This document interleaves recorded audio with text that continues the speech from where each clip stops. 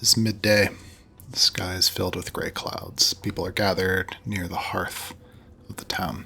News of failed magic of the givers and the fabricators has spread a bit throughout the town of Shepherd's Inn. The mayor, Wendleton, is there. He's a round-bellied half-elf. He's served the town something like 40, 50 years or so. Yeah. He has graying hair. Big mutton chops. Usually wears a often seen vest, nicer clothing. But there, with the people gathered today, he's standing up on the stone on the edge of the hearth. I know everyone has concerns about what's happening here, but I want to bring everyone together so we can talk. I want to assure you the situation is nothing to panic about, nothing to be too concerned. We, as you probably heard, something is happening. Our givers no longer able to create food, the fabricators no longer able to repair the walls, construct the buildings, but there's no reason to think that this is something that'll last. I think we all observed the strangeness in the sky this morning, and we felt the tremors. But we've checked our stock. We have enough food to last us until the spring harvest. And as you all know, in 2 days the train is due from the city. That'll bring supplies. There's a ship, a bit overdue to port, but they should be here within days. There's no reason for us to panic or be alarmed. Everything should be okay. Does anyone have any questions? There's some points I would like to go over. As a result of the tremors, some of the mills and the cable systems have been damaged, but Mulgard and Gwen have assured me that they're putting their highest priority to help repair these things. Does anyone have any questions about what's going on? Has there been any damage that's not yet been reported? I mean, you can hear murmuring kind of going throughout the people gathered, talking to each other, trying to consider, maybe what should be said. Young Esmond? Sorry, no, not in character. Sorry, I should take this off. Out of character. I'm just trying to establish a time frame for us. So the last session ended shortly after sunrise, and the last thing that was expressed was that at the apothecary, Ava learned from Gilgain that there's no longer any magic, and it's now midday. So, well, this is kind of an extension of that ending scene from last time. I don't know if I quite kept track of how much time passed in the morning, but I imagined it to have been like kind of late morning by the time all these things happened. Yeah, this is sort of pretty much quickly following that. It was not through Gilgain. Well, yeah, no, it was through Gilgain the teacher, but here at the hearth that Ava heard about that. Then tangential follow-up question. You expressed that Mulgwood and Gwen were going to be working on repairing cables and cars throughout the town. Are the automatons still functional aside from the issue that I can most likely assume is affecting the rest of them, where their internal compasses are off kilter? Aside from that, yeah, no, the mills and things like that were damaged by the tremor. But the issue with the automatons and their compasses is still a thing that you're working on. Well, I mean, it's probably only been, we'll say it's been something like half an hour since the end of the previous session. Really just like the town bell was rung and people were called in. Yeah, I haven't had a chance to explain that to anybody yet. Okay, great. I'm good.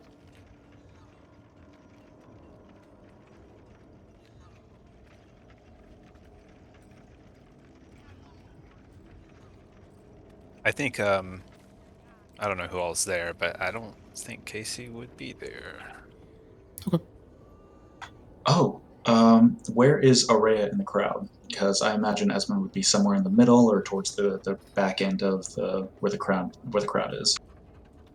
So if there's like a, she was doing things around town, but visiting some maybe like older folks in the village in their own homes. I don't know if she would be coming across the scene in the middle unless maybe like Well, like gossipy neighbors were like, oh. the town bells are rung to call people. Oh, okay, then yeah, she'd be hanging around in the back or so. Okay, I want to see if I can find her. Then see if I can find everybody else from the apothecary. Maybe Ava. Yeah, we'll say kind of as the crowds are murmuring to each other, you kind of catch a glimpse of each other, and if you want to come together to talk, you can do that. Hey, there you are. Araya, how are you feeling? Good. I mean, I'm a little worried for everybody. This is kind of important. No, I more you personally. Like, do you feel well? Period. Yeah, thanks for asking. Why? Esmond, you're strange. Now I'm worried. His ears flare purple a little bit, actually, when you say that.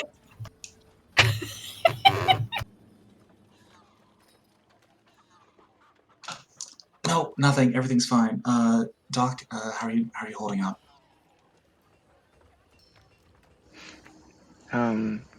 She looks around a little concerned. I think she sort of like has one arm that's sort of across her chest, gripping the elbow, and just sort of looking around.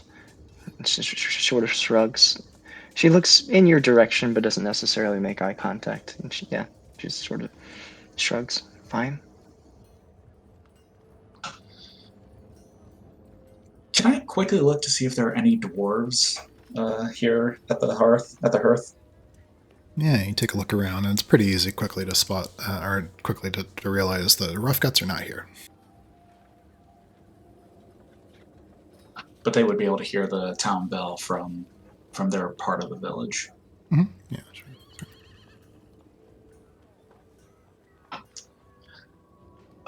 Yeah, all right. We need to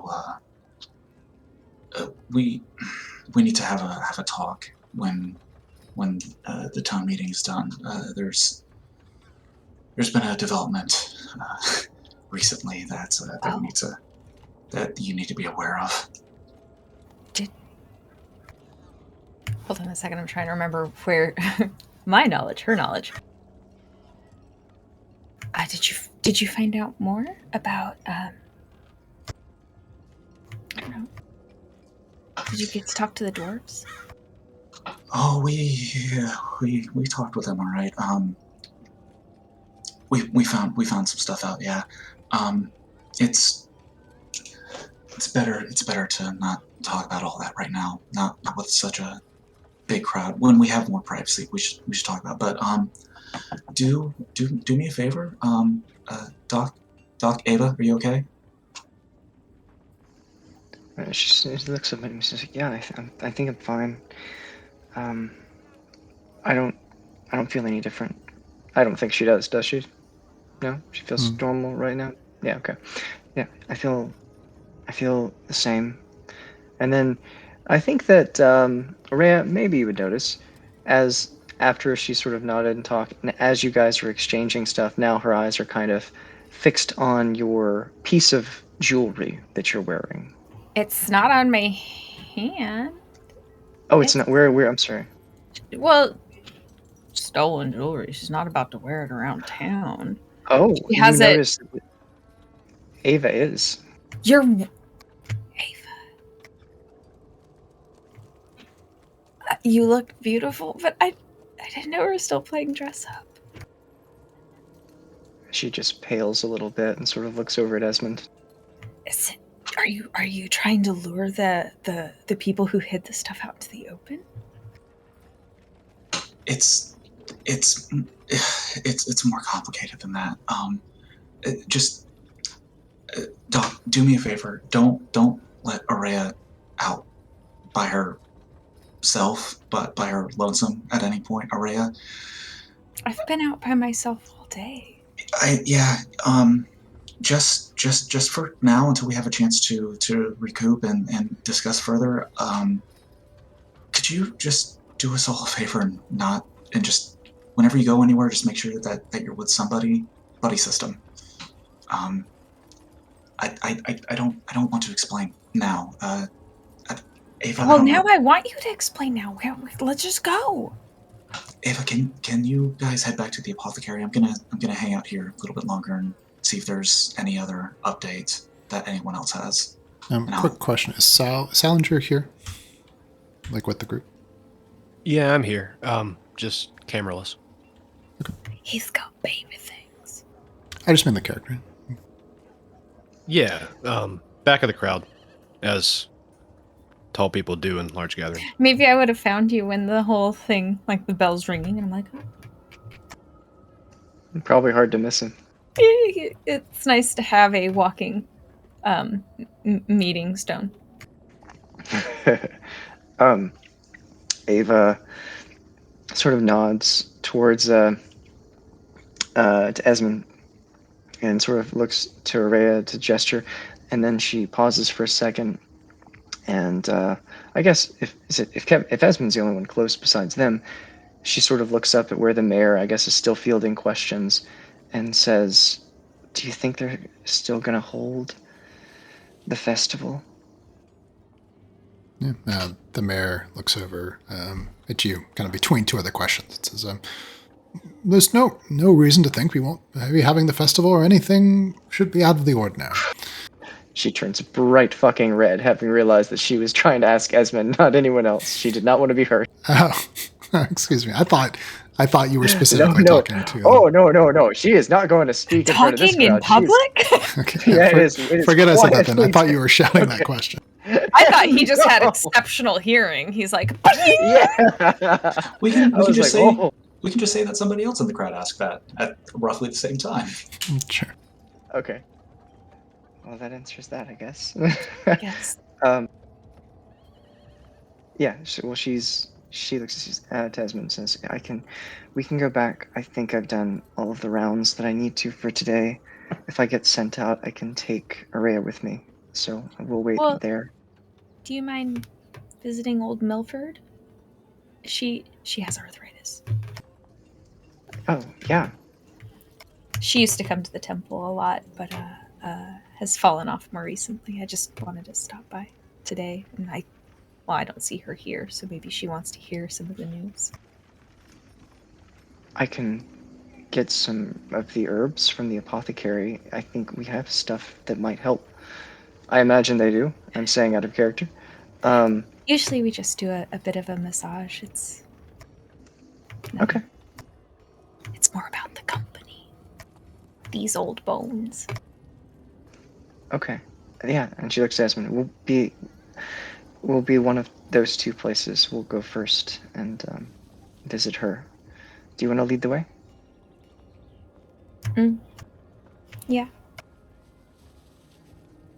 And so she looks after and follow you. If we get a little bit alone, are you really okay? You seem pale. Ava, who is always pale, takes offense. No. You look pinker than normal. Speaking from a blue person.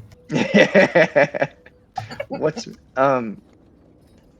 all right, if they're kind of alone and traveling, and she'll sort of say, yeah, I'm okay. I just I think he wants to tell you, but there was an issue with and she points to the thing on her head. It was kind of a complication. If there's a complication, why are you wearing it?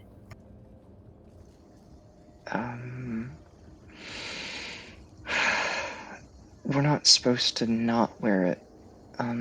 What?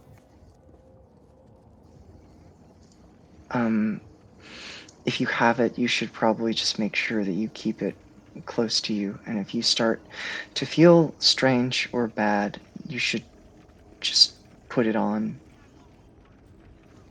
Or you should just do it now. Well, Well, it's not mine, so I mean, I was gonna put it back.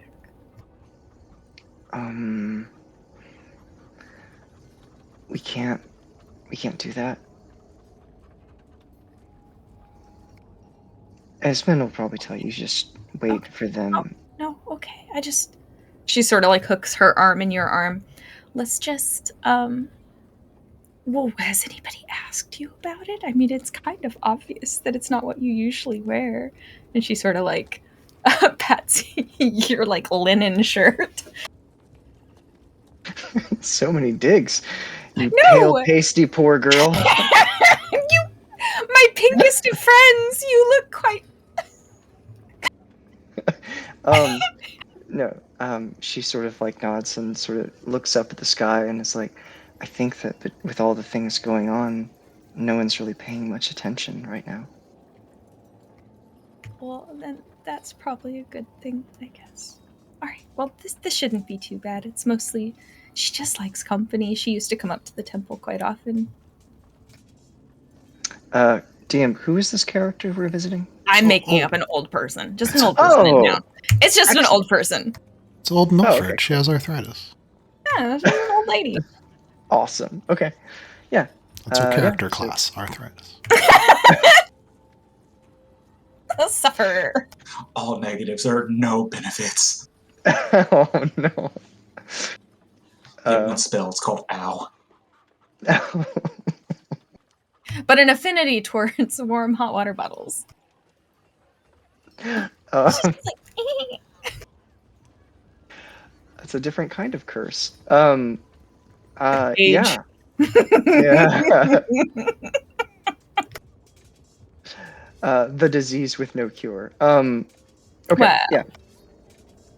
It's not a cure.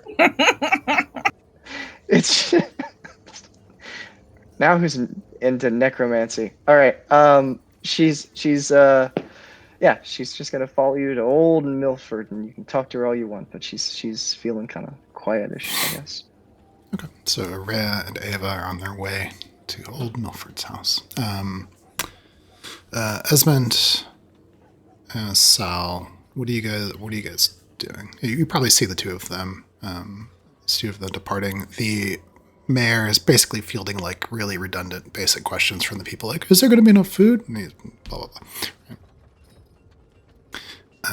I'll say, in fact, you hear him. He finally calls out, "For now, simply what's important to do: return to your homes, take stock of what food you may have in your pantries. We need to report back to the givers, do an account, and see if any rationing needs to be done before the train arrives. More than likely, everything should be fine. And we may have to be lean on certain amenities that we're used to. For now, perhaps the next few days. But there's no reason to be alarmed."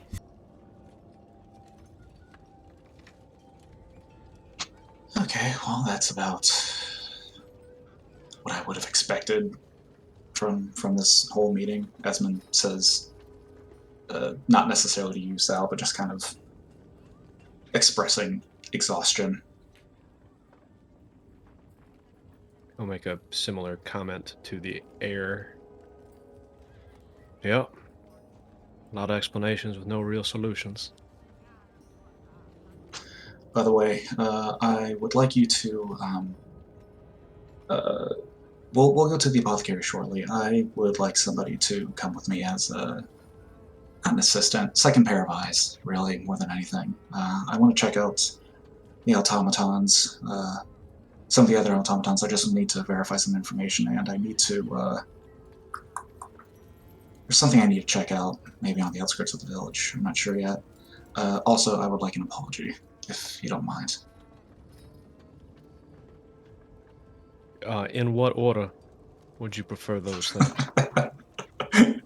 Yeah. Whatever order suits you best, I suppose.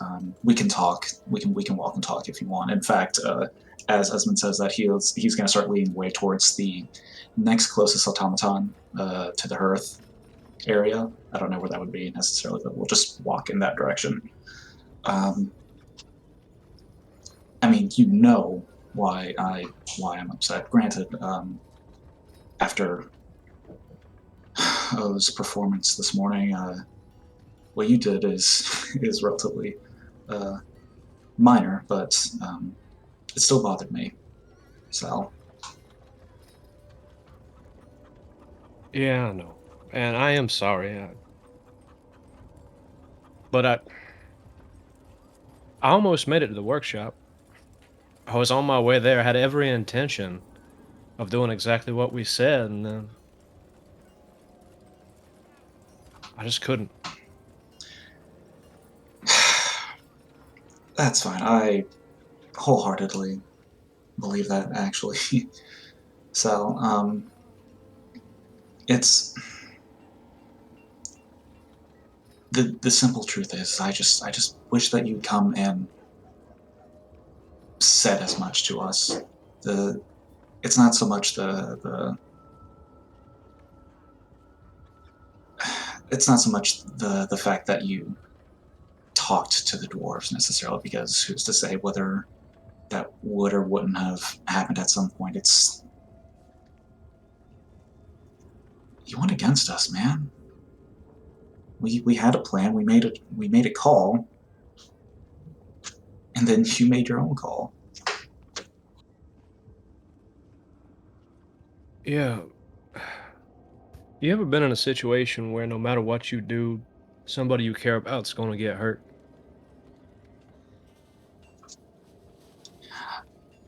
Nope, definitely have actually. Yeah, a handful of times. And after we had that conversation with those dwarves, you understand why I thought that if we told the authorities about them first, they would just dig a deeper hole? I know your point, Sal. I get it. Okay. Okay. I Yeah, let's just just. my point being, I know why you did it. I'm not mad at the reason necessarily. I'm just mad that you felt you had to betray us, I guess, in a sense. Just if something doesn't sit right with you, just talk to us next time. That's all. That's all. All right, Ez. You got it. Won't happen again. Oh no. In all probability, it will happen again. Just try and talk to us. That's really what I'm asking. Oh, that's what I meant. I'm gonna disagree with you, and I'm gonna think I'm right and you're wrong more than once. I'm just gonna. I'll Boy, walk to the place where you're at first before yes. wandering. Yeah, No, that's what we're agreeing to. yes. Okay, perfect. I'm glad we're on the same page then. Excellent. Okay, let's go find an automaton. I'm gonna need your eyes, I think. This next part's gonna be easier, right? Because that was uncomfortable and difficult. Compared to what we've been through this morning so far, it's gonna be a walk in the park. Yeah, so the two of you are off to find an automaton. Meanwhile, what's Casey doing?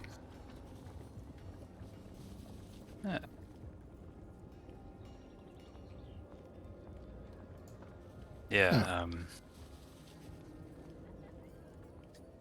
Casey lies back into the arms of the stone pugilist, locked in battle with his stone counterpart, and looks down at a small pile of pebbles that are forming on top of the shallow grave that was dug there the night before by Shalati.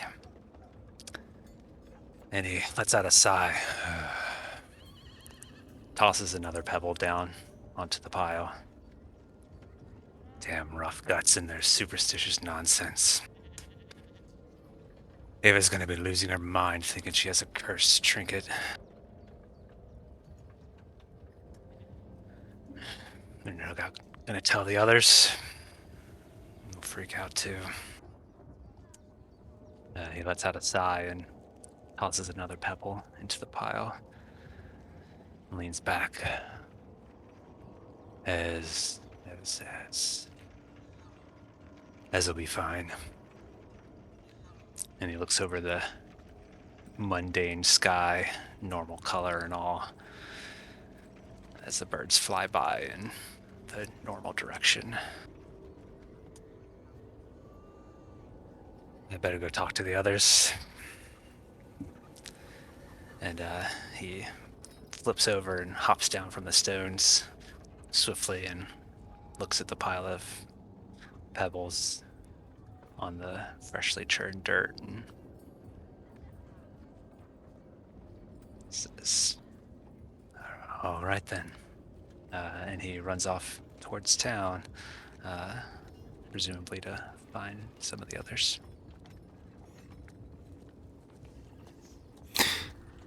Before too long, Araya and Ava, your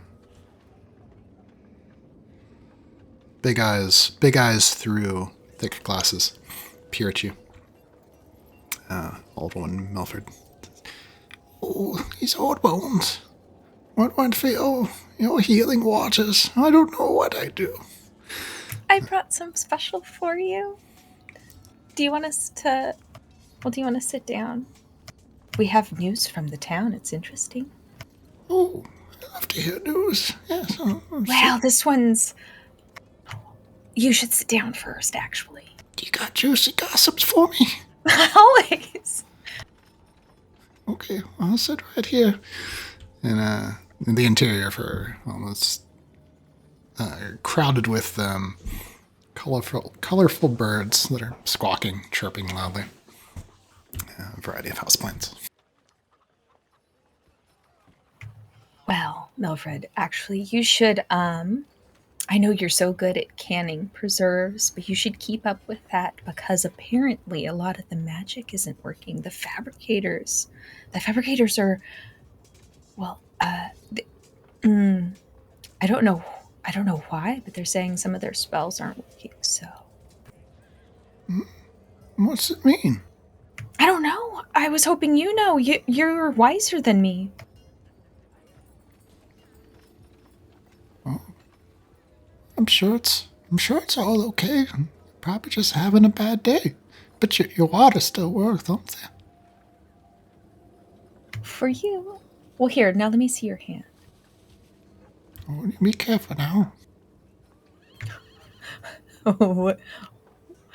What are her hands like? Oh my god. Because this is not a human hand for sure. Or I can't assume. You gotta roll on a dice and find out That's what true. sure she'd be. Yeah, Goliath. I don't want. Goliath. I don't want to fill the town with half elves. She is. You know what? She is a kobold. Oh. Sounds excellent. She's old as fuck and Kobold. adorable. Kobold. Oh my god. Yeah, so Araya is just sitting next to her and grabs her hands and just, if, like, just the small light of just, like, warmth, just... Oh wow. Go there! Oh no, she gave all of her life for this woman. Milford was a succubus this whole time.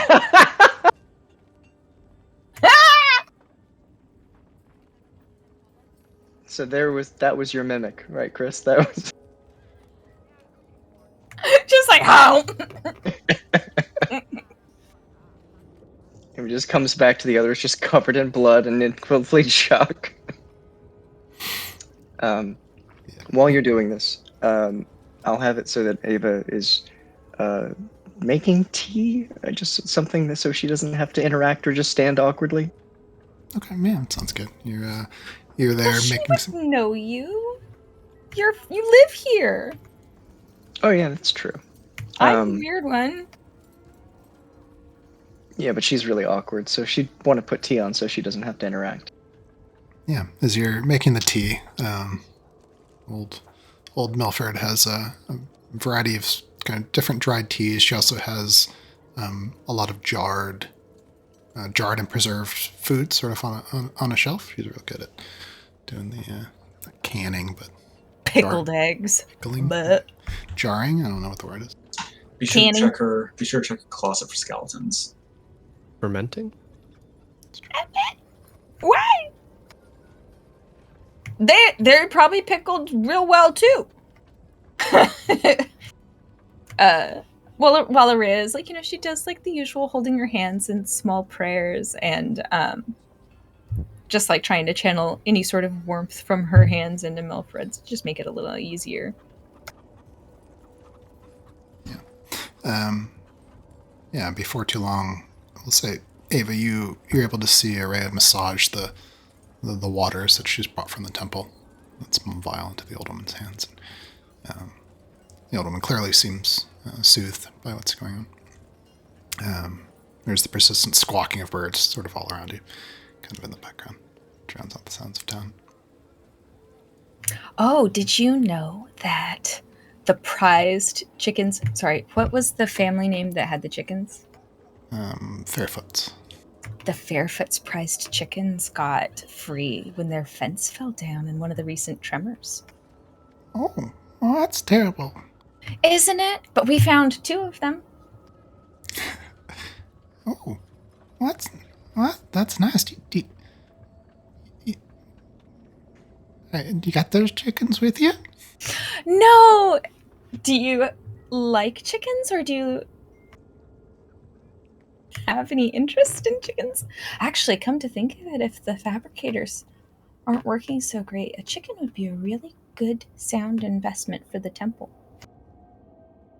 Oh, that's true. Chickens are more clever than you give them credit for. I've seen chicken do all kinds of stuff you wouldn't expect. Getting all kinds of places, getting into trouble. Clever little bastards. Wouldn't you know that we had to set up like a little trap with some seeds to catch one of them because it was so sneaky. Yeah, that sounds about right. I agree. You would know, Milford. I've seen a lot of chickens.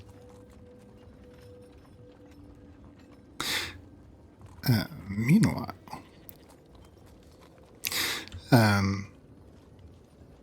Esmond, you catch the familiar silhouette of one of the automatons out in the field. It's supposed to be probably bringing in some hay this time of day, but you can kind of make him out. Looks like he's tangled in a fence, and right next to him you see what's his name? One second. Is it Ember? I think it's Ember. No, that's a 1-year-old. What was It's one of Shalati's brother. Oh, 1 year younger. No, that's not 1 year old. Yeah, it's Ember. Satyr. Standing there next to the automaton, still in the distance. You can see he's doing something to the automaton. He's kind of leaning in close. Oh, crap. That's Killian and Ember. Okay, cool. Alright, so I might need you to help me keep Ember off Killian for a handful of minutes. I need to check his internal compass. I'm sure I can entertain just about anybody. Ember, he says as he starts stomping up to him. Yeah, as you guys approach, Ember lifts his head, looks over. He's got a little straw hanging out of his mouth. He's got a hat on at this point, midday. As you get a little closer, you can see that Killian's kind of chassis is like open. There's some parts kind of on the ground. You see Ember's he's got the wrench in his hand. He's kind of tapping it against his temple. Hey, Em, what happened here? Oh, stuck in the fence. Yeah. How? Why is the chassis open like that? Oh, I had the wrench, and he was stuck, and I thought, it's not working. I'd fix it.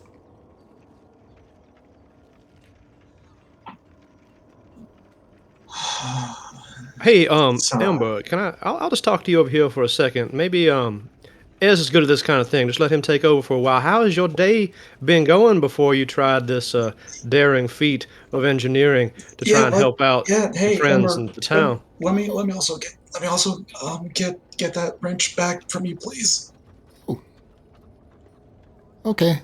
Almost got it though. And he kind of flips the wrench in his hand, catches it, and offers it to you. Pats Killian on the shoulder. Starts heading over to where Sal is. Oh, thanks, buddy. That's great. And I'm gonna turn to Killian. How bad is it? How bad is it? Oh, it's real bad.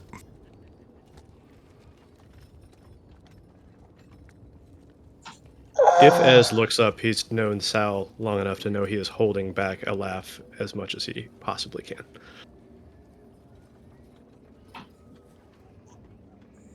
You've never seen Esmond look quite so defeated before. This is a disaster.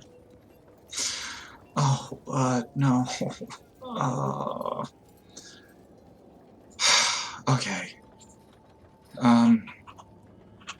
Alright, priorities. Esmond is going to pick up all the pieces, firstly, from the ground. Anything that Ember may have pried.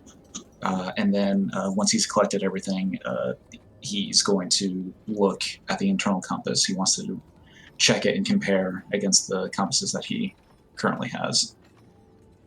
Okay. Yeah, you can see. Ember's not done a great job of repairing old Killian here. You realize you've got some hours ahead of you.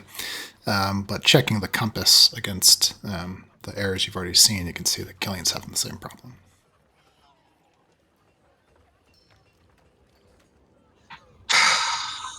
That's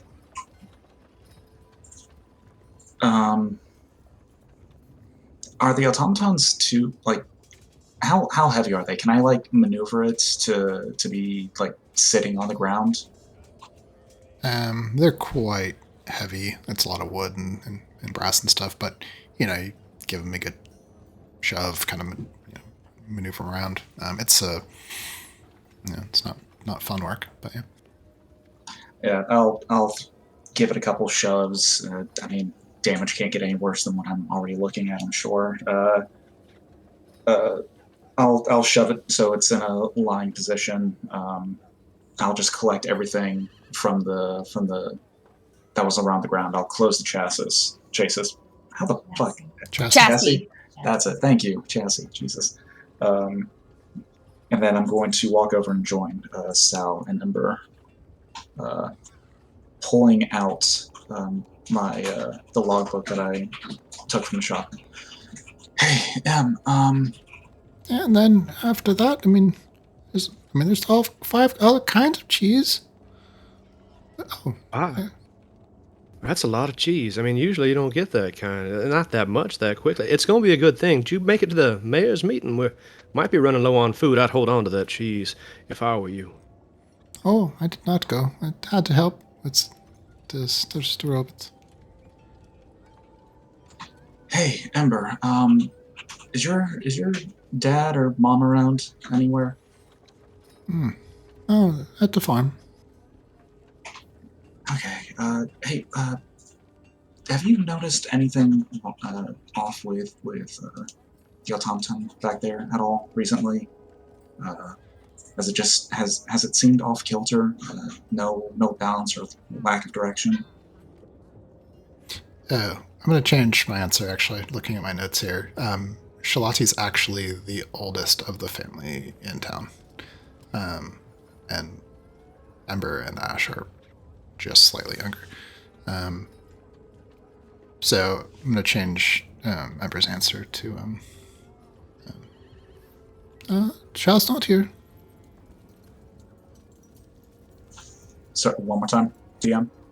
He was saying Shall's not here. Yeah, all right, fair. Have you? So you didn't notice? Have you noticed anything odd recently with the automaton outside of seeming lack of coordination or balance? Just walked in the fence. Yeah, I figured. Do me a favor, because Jillian over there is going to need some proper repair at some point. Would you just get a tarp from your farm and just cover it for now? And I'll come back at a later time to come pick it up, and I can do proper repair at the workshop. Have some kind of sack. Great, thank you. Don't try to repair it any further. You've done a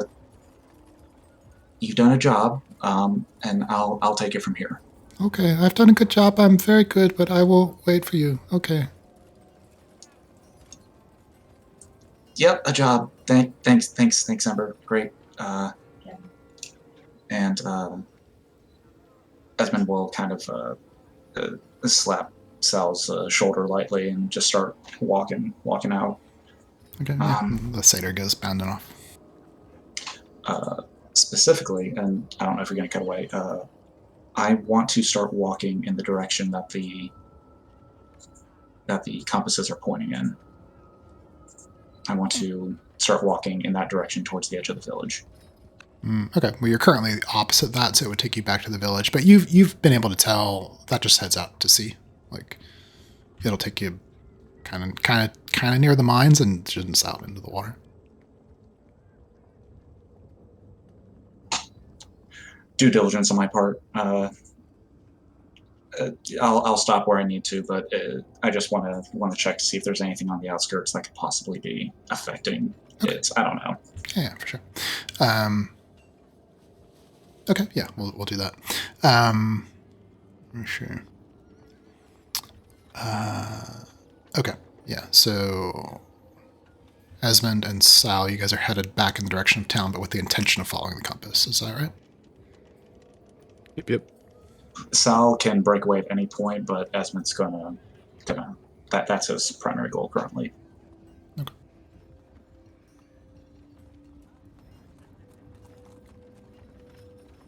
Yeah, back in old Milford's house. I'll tell you, I think my pies were honestly better. It was rigged. I think I've tried your pies. I can't imagine what those judges were thinking, honestly. But did you know that maybe you should get yourself a chicken? Or do any of your birds lay eggs, actually? Well, they do, but they're real small. I know, but I mean, I would think that birds taken care of by you would be far better quality than, I don't know, Hansel's eggs that Hansel would use for his pies. And I think you're right. Maybe I'll just give that a try and see how it turns out, and if anybody doesn't like it. Yeah, well, it might take a whole dozen, but, my friend Sal was saying how ingredients are the most important aspect. No, it's true. Because your recipe is flawless, I know. Oh, it was so nice. So nice. And such a nice young lady. Well, no, you make my time in town so special each time. Oh, I appreciate you. I don't know what these old hands would do without you. Well, look, it was made some tea. And you know Ava, right? I mean, well, she's going to be a doctor. Oh, sorry. What's the name of doctors in here? A physiker? A healer. Which do you prefer I use? Me? Healer, I guess. Well, did you know that Ava's training to be a healer? Oh, well, that's nice. Oh, it's a shame I've never been able to do anything for my hands. Right here. Well, I think it's more if you... Well, no, I mean, she's always here to help if I'm not around. She's real sweet, too. Oh, and look at how good her tea is. Oh, that's true. Maria will pour a cup for you. If being a doctor doesn't work out, you can make tea. Or being a healer. She's just sipping her. I love this. There's shade at all.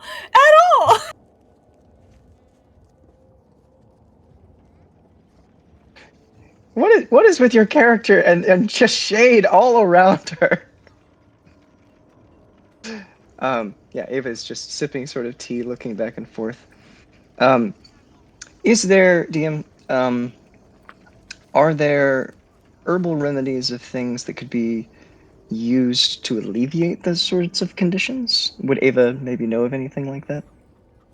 Yeah, certainly. There are some rare plants you can find in the forest that would have those sorts of anesthetic properties.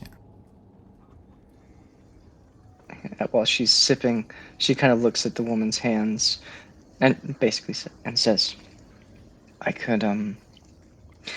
think we might have some herbs that would help with your hands, and if not, I can try to collect them so that you have something for when Araya's not around. Oh, well, that's nice, but yeah, where are you planning on going? Somewhere? Oh no, you know I'm staying with the temple. But I would go where they need me. Did you know that they sent?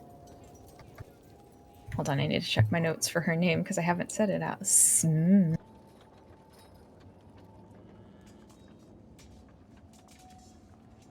Celoise? Thank you, Celoise. Wait, really, Celoise? Celoise? I don't know. That's how it's. Celoise, yeah. Well, did you know they sent Celoise up to the war front to go see the tower? That's so far away. I know, I miss her. I hope she brought a scarf. It's gonna be cold. Do you think so? I've never been that far. Not far up north. It snows all the time. Oh. Well, did you do some traveling back in your day? Well, I did take a trip up to Seraph, and I'll go back in my younger years. You're still young. I mean, just think about those. You're so sweet.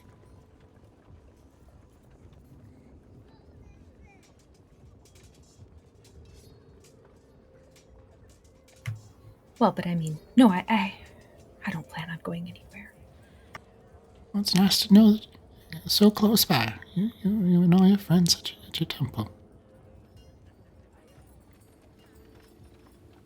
Wow, you have a whole temple full of. Well, when do you think you would come up to visit the temple itself? I know that those baths would do you a great lot of good for your back. Oh, well, just any day I'm looking up to making the walk there. She just like squeezes her hand so gently. She's like, I look forward to it.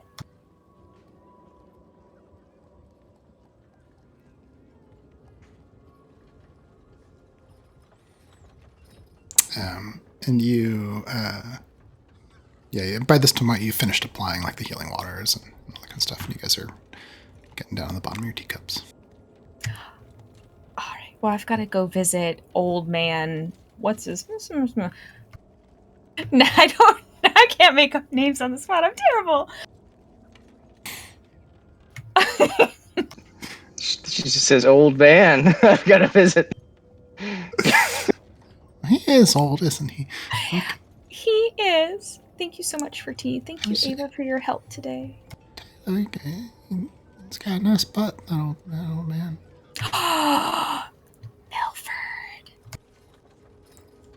Well, I guess you aren't blind. Just gotta say how it is. These hands weren't so achy. I give it good whack. Arya like stands up. See, this is why you're so spry and why you're never going to really grow old. I will see you soon, honestly. Thank you for tea. Me too. Visit soon. They sneak out like the little buys and niceties as they go. Yep. So after a very prolonged goodbye, 10-15 minutes of goodbyes, Midwest style. Yeah, you managed to get out of the house. We'll say for convenience's sake, you catch a glimpse of Casey kind of down one hallway or one alleyway. Yeah, I have something else. Oh, I guess something else. Okay, you catch a glimpse of Esmond and Sal down an alleyway.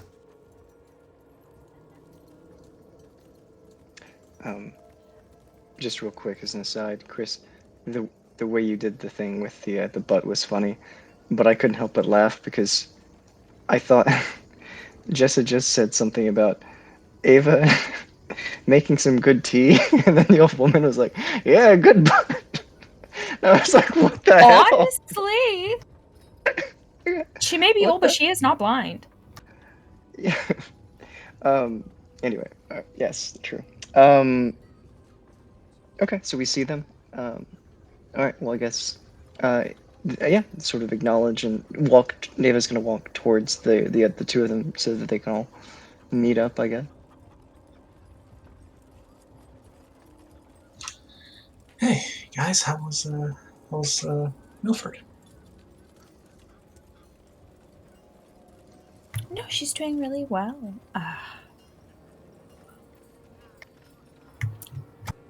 Yeah, she's one of the better folk here in town. I'm gonna miss her. I think they'll have me stay at the temple. I can't imagine that they'd have me go anywhere with the rest of you.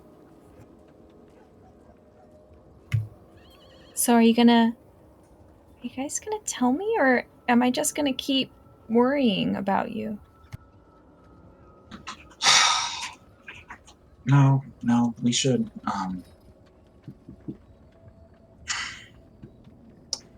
Really should have everyone else, but everyone is so separated right now. It's hard to know where anyone is going to be.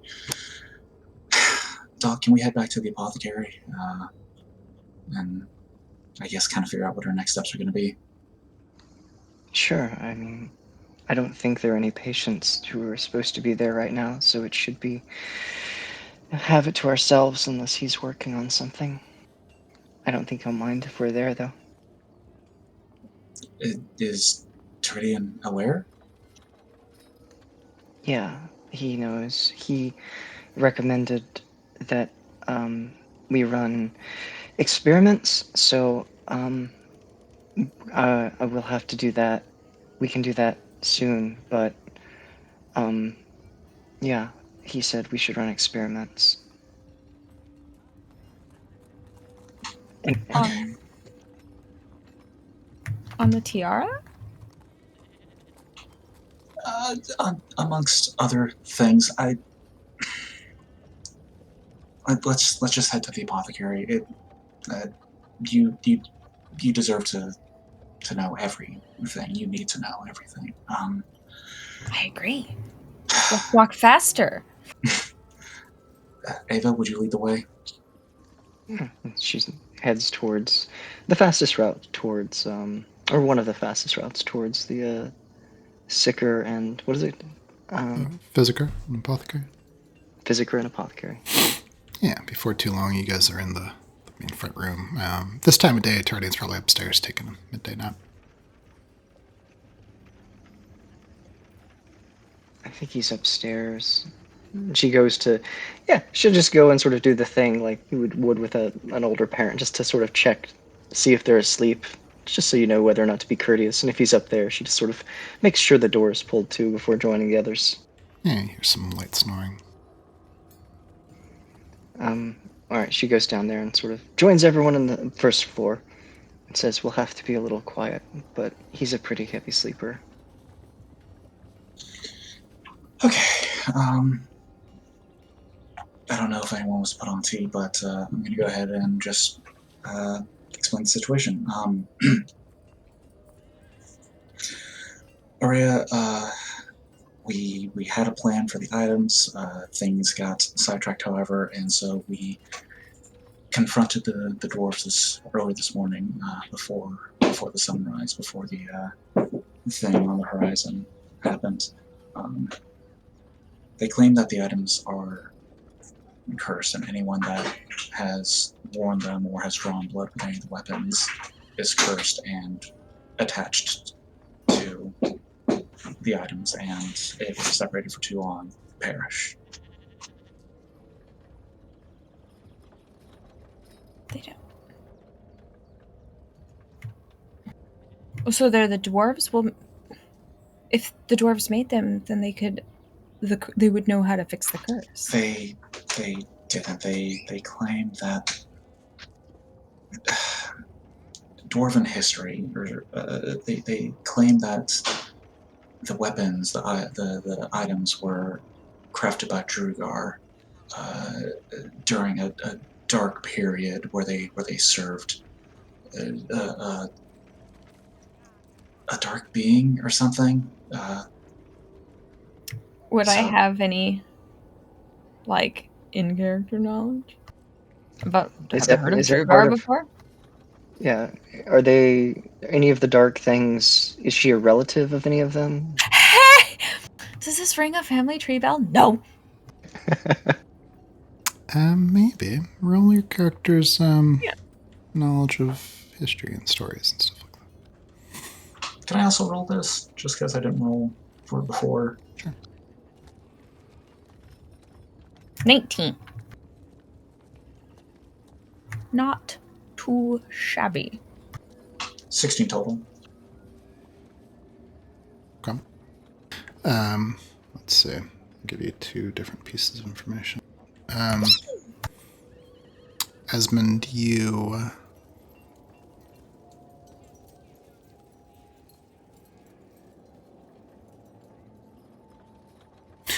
yeah, when the dwarves make reference to things beneath the ground, you know that there was a long ago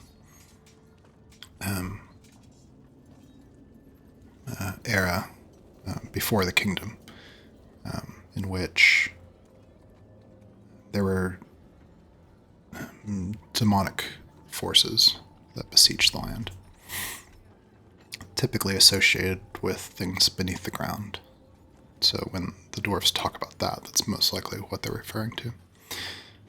Aria, you with a slightly higher roll, you're aware of at least, rumors and stories that there were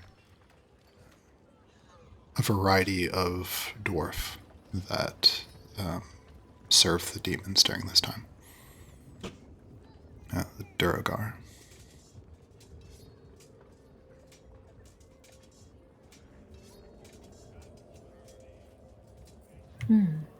Well, And so I think both of you, with your roles, it's those demonic events that that are responsible for the presence of tieflings. And the rough guts are not Durgar, right? Like, not at all. Hmm. But we can't tell. It could be. Duergar are supposed to look a little bit different because they Oh, okay. have lived so deep underground for so long without seeing the sun. I think then.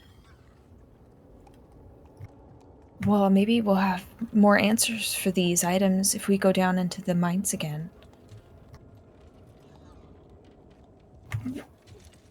No, don't laugh. I put it on Ava's head. Like, it was a dumb idea, but I didn't know this. No, it wasn't. Don't blame yourself. This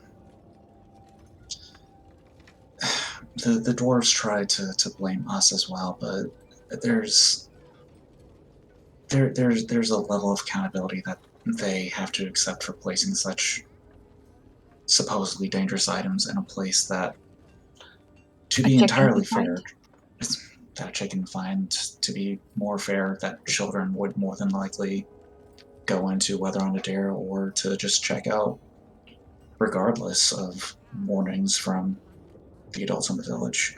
Yeah, they warned us that the mine was dangerous, not that there were beautiful jewelry that we shouldn't touch inside there. My Just point littered about.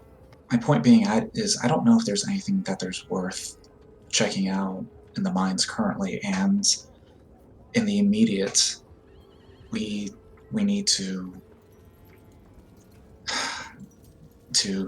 Doc's point, like Terdian said, we need to run experiments to determine how strongly cursed these things contain, if at all. What kind of experiment? Like, God.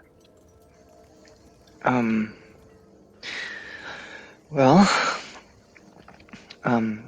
it has to do with keeping it on your person, and if you're parted with it, after a period of time, according to what the dwarves said, a person would grow weaker until they eventually perished. So the experiment would be designed so that the item would just be separated from one of the people, and then I would just monitor the time and symptoms. And when the person starts feeling the effects, just monitor it and document everything. And that's pretty much the first experiment to get a baseline. After that, just different iterations of the same thing, varying things like distance and maybe trying it on different people. I Repeat. not trying it on any other people. No, I mean, there's more than one person who has one of these objects, and it might be that you might be affected differently from Kabeth or from Oh. me or... Well, do you want to just hold on to my ring for a little bit and see how it goes today? No, that's not quite specific enough. In order to be scientific about it, we would really need to make sure that we document everything. So we'd probably do the experiment here in sort of a controlled setting. So I would use a timer and But there's have so much more important things to do than just sit. Like, we need... Well, but couldn't we do the experiment while figuring out how to break the curse? Out of character, just to make sure that my time frame's right here. The last time you put on your ring was the previous evening, is that right? I took it off when we ran into the dwarf because I was like, oh shit, dwarf. And then haven't put it on since. Okay, so that was this morning. That was it was night time. Okay, that evening. Because okay. it was before they did all the last session of stuff. Okay. So I think that was the night. So it's been like more than 12 hours. Yeah, I'm going to say it was the early previous evening, the last time you wore the ring. Almost 24 hours if it's like after lunch right now. I don't know how long my lady talk was. Yeah, it's like early afternoon. Grannies can take hours. Early afternoon, so like 2. Mm-hmm. Okay. Well, I mean, let's do a casual experiment while we find more information. I haven't worn it since we ran into the dwarf outside of the cave last night. That's when I took mine off. I feel fine. Honest. Maybe they're just trying to scare you and you just look really good in the tiara, so they let you keep it. You do look cute. Oh. Well, I mean, I can't make anyone do the experiment, but... But I mean, any data is helpful data, but without, no one's going to want to just sit in a room all day waiting to feel like they're going to die. Well, that's another reason I wanted to do it here, is if something starts to happen, there are all of the resources to help and do as much as we can for anybody. Well, what if we took everybody up to the temple? We could ask my sisters. They're going to hate it, but curses, demonic forces. I feel that seeking something holy might be a better solution than just healing someone after they start to feel really... But maybe I don't say that I have the curse to them. If it's okay if we don't tell them. Yeah, that's kind of another another layer of it. While we were meeting with the dwarves this morning, your name came up, and I didn't even think that they knew my name. They just give me dirty looks all the time. Well, your name came up and their reaction was worrisome. But it's not me. It's why I think it would be best if you maintained a buddy system for the rest of the time that we're in the village. Well, no, I was just thinking that we could all go up to the temple. Obviously, I have to take stuff back to my sisters eventually, and this seems really important, and I could cut my visit short. I could take all of you up and we can cleanse the items. We can cleanse the items. You wouldn't believe the things that with the right prayer. GM, how long of a trip is it to the temple? 2 days. Oh, like I can't be gone for 4 days. But you could if it was. Not with everything going on. It's only the two of us. She sort of looks upstairs. And when things happen around town, I have to help. He doesn't get around as fast as he used to. Same. My parents are going to need help with maintaining the cables and getting everything up and running again.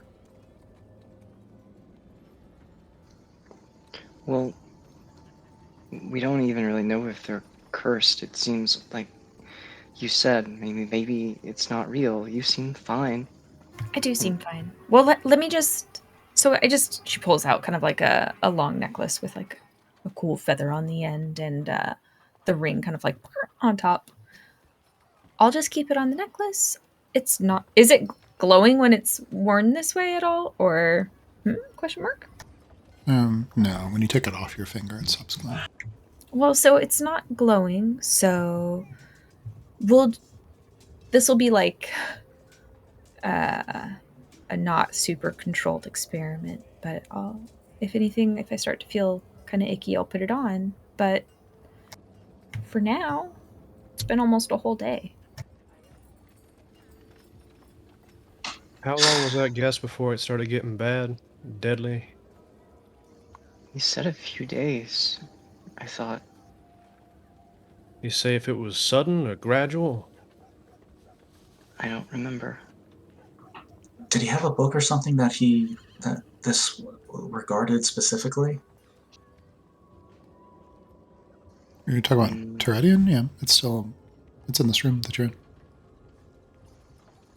Oh, I forgot. I must have forgotten this information from the other session. I forgot that he had something. I thought that we were going off of the information the dwarves had. But yes, okay. She'll go and fetch that tome that he read from and sort of very respectfully sort of pull it out and clear a space on the table and then open it up to the section, flip through the pages until she sort of finds the area where he was. And then when she finds the right page, she sort of points on the table towards Esmond so he can read it. Yeah, it's an accounting of the incarceration of some Duragar prisoners. They had been what you're reading itself theorizes about the Duragar themselves not being able to be kept at the surface, but it talks about how they were separated kind of from their belongings and then grew ill over the course of a couple of days and then died. When you say belongings, does it go into detail about what those belongings were, or does it just state general belongings? Yeah, it just states things like their weapons and valuables. We're roughly 3 days, give or take. The book is not fully accurate, so it's a rough estimation at best. I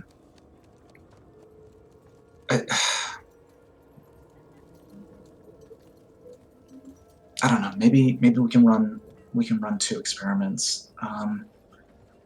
All right. How long has it been? You said it's been almost 24 hours. Okay, then then we. Okay, then we run 2 experiments at once. Ava, you can take off. You can take off the circlet and remain in the apothecary. Maybe have someone monitor you. It's for clarity. It's been about 18 hours since Araya took off. Yeah, like almost a day. I'm rounding up. Okay. I can't do the experiment on myself. I have to monitor the experiment. I would. Just admit that you really look good in a crown. I do like it, but no, I can't. I'll have to get someone else. Maybe Seyfried. I could go see where she is, or She Beth. didn't put anything on. She definitely took something from that pile. Wait, did you tell Seyfried that they were cursed? No, I We should haven't found We her. need to go. We need to stop her from putting it on. She's already put it on. Shalati's out there right now looking for Cypher. Okay. Oh, okay. I'm willing to. I'll take money on it. I'll bet money on it. I'm willing to bet that whatever she took, she's already put it on. That's a fool's bet. Yeah. Mhm. Well, maybe, I don't know. Yeah, we'll say this. Seyfried and Kebeth were sent to deliver a letter at the very, very edge of town, and Shalati's gone off to find them. Bring him back so that you can talk about all this stuff. Excellent. Well, isn't it important as a physician for you to understand what something maybe feels like yourself before you subject a patient to go through it too? I mean, just for one day, just to see if you feel anything. Because honestly, if we don't feel anything, then we're overreacting to something that may not actually be. But if we feel anything, we should go straight to my temple. It seems like the dwarves won't give us answers, and the answers we need might be underground in the mines. I mean, do we know any Durgar? No. Sorry, I didn't mean to laugh. I don't know everybody in town. That's a borderline fantasy tale. It seems a whole lot more believable than some things. Like a tower falling from the sky. Well, that is not totally inaccurate, I don't think. Also, I have a lot of... Well, maybe... Never mind.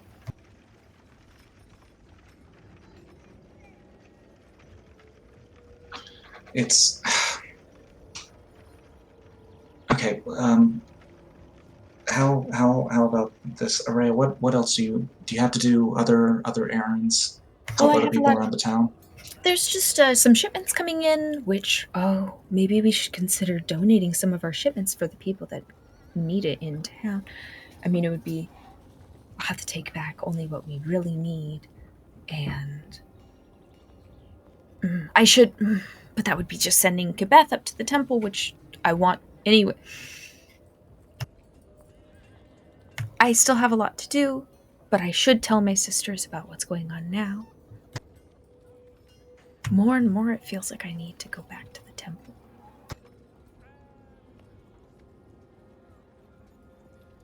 I do agree that you probably shouldn't travel alone this time. I still think that's silly. Let's do this. Ava, Doc, unless you have any better plans, why don't you and Sal travel around town with Araya, help her, assist her with whatever her remaining tasks are. Don't let her out of your sight. Let's monitor how you continue to do, Araya, without putting the jewel back on. And tomorrow morning, we can look into returning to the temple, all of us, depending on how you're doing. What if it just doesn't affect me like it would a normal person? Well, that's why I would like to. No one else is here, so the only other person that we could potentially run the experiment on is Ava.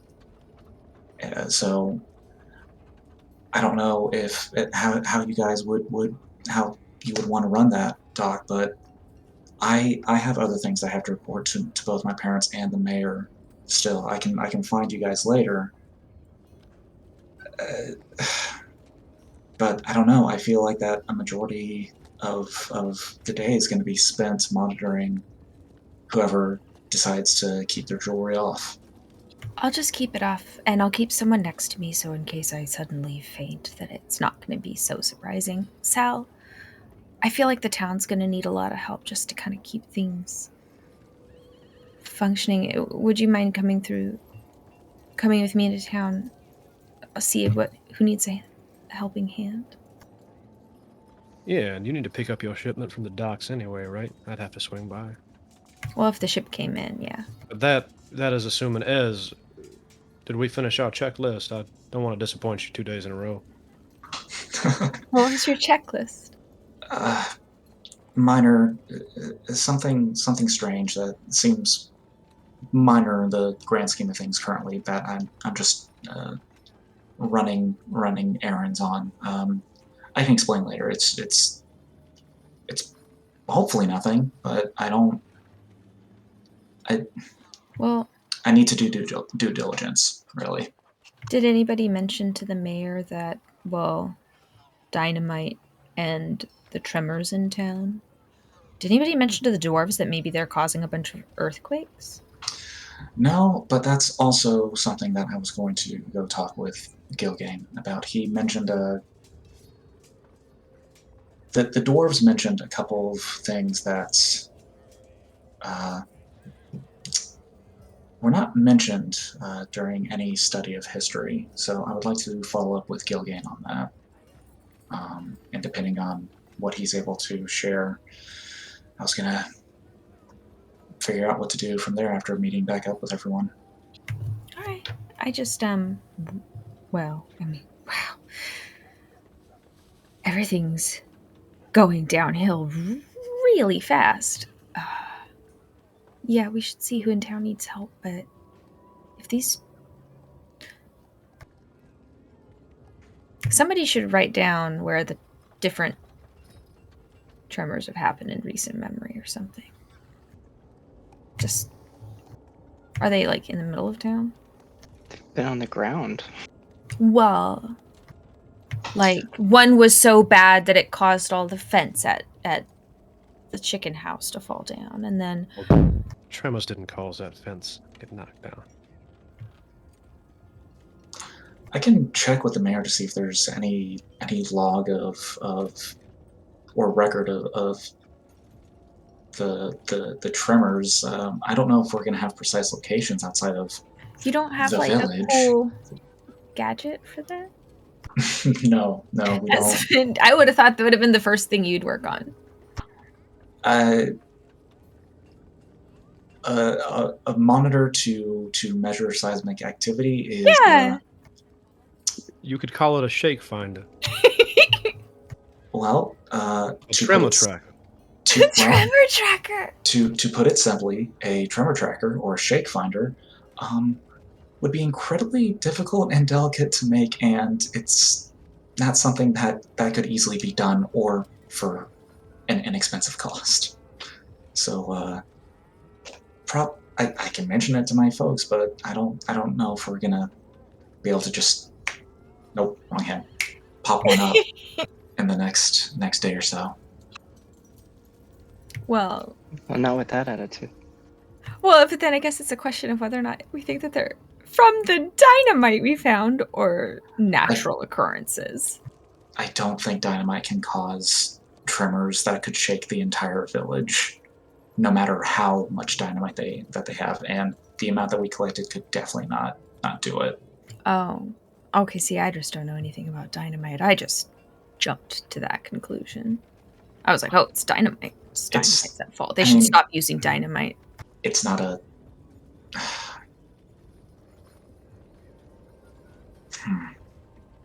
Are you sure? I mean, I've only ever seen the fireworks at the festival. Speaking of dynamite, where is Casey? Wait, you left it with Casey? Meanwhile, This is a wonderful segue. And- Well done, Sean. I had to change it up a little bit when Chris mentioned that the temple was 2 days away. Oh, So here we go. The young woman places her hand on Casey's chest. And Casey looks down at her with a tilt of his head. You needn't bar my entry. I told you. I'm not here to sort packages or further disrupt your organizational operations. I just want to speak with her. It's kind of important. Kibeth! Kibeth, are you in there? Casey's voice echoes through the parcel office with no response. Is she on a route? She's on a route, isn't she? Fine. I'll come back later. Casey turns around with a sigh. And perhaps I'll have a better look at Seifert's. And then he walks off towards the direction of Seifert's. yeah. Stepping out into the street. Throw a curveball at you. You catch a glimpse of the dwarf. Graham glances down one alley, then another, and spots you. Fixes his eyes on you, starts heading over. You can see on his back is a big. He's wearing a big backpack. He has a walking stick. Oi! You there? Going for a hike. I need to speak. You and yours.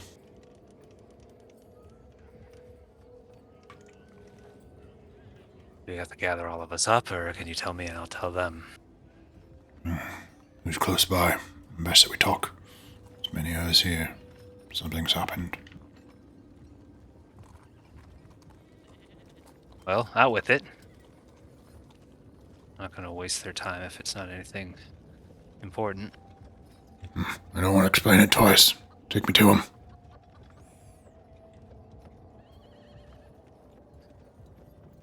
Yeah. He kind of looks around, debating where his friends could be, because he's been looking for several of them. All right. Perhaps follow me, and he'll head towards Peach's bar. We'll say you've checked a couple of places. Yeah, if they're not there, he would go back to the workshop. Yeah, you check there, you check the workshop, and then they're not in either of those places. Somebody says they spotted Ava heading towards the Physiker, and so maybe it makes sense to go there. So we'll say that was happening meanwhile, and so at this point in your conversation, there's a knock at the door. Ava goes to the door, sort of expectedly. She does the thing where she always, unconsciously, probably not even aware she does it, where she'd sort of adjust herself to make sure everything's in place before answering the door. Rock, open up. Her shoulders kind of go down a little bit, and she ruffles back up the part of her that she had wrinkled, that she had brushed out, and then opens the door. Casey, seeing the dwarf. It's Casey and Grim. Yeah, she gasped seeing Grim. Yeah, he's has something to tell us. Are the others here? Casey kind of walks in impatiently. Her eyes sort of stay fixed on the dwarf. She backs away a little bit. She says, "Everyone's inside." Yeah. Graham steps in, presumably with Casey. Yeah. And you can see that it looks as though Graham is dressed for the road. He has a walking stick, big pack. He's got like a couple cooking pots hanging from his belt. Looks across all of you. His eyes fix onto her. Glances across each of you. Looks at Sal.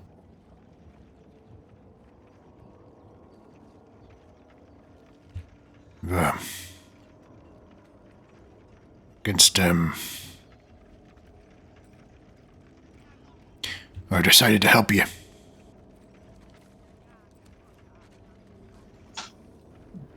What does that mean? I thought we couldn't be helped. No, not by any means that I know of, but, I have kin. The west, the realm, the mountains. They may know something. I'll travel there, see if information might save you. But well, there's something more. The others. We've this morning, after we parted ways, we've headed toward the temple to get her. Demand they turn her over. Esmond immediately steps over and kind of places his shoulder kind of in front of Aurea. I mean, that's not happening. Why? Why do they want her? They mean to go no harm. She is what she is, and there'd be no sense talk to them. But I don't understand. So you feel differently about her? Well, she is what she is, but I've seen the girl do no harm. With my own eyes. And Sal here has a good eye for people. But if they want me to be handed over, I don't understand. Do they think that they can help me, or do they think something different? I think they blame you for what's happened.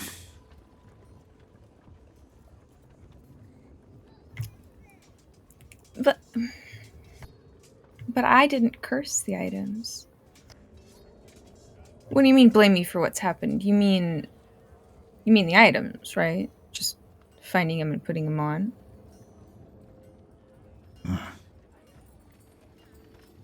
Maybe that and more. What else could I do? I've been in town helping.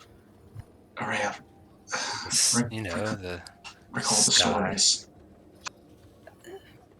I can't control the sky. And the tremors, and it's all coming from you. The tremors is all your fault. You guys have been using dynamite underground in the mines. That's why there's tremors. Esmond will gently place a hand on your shoulder, Aurea.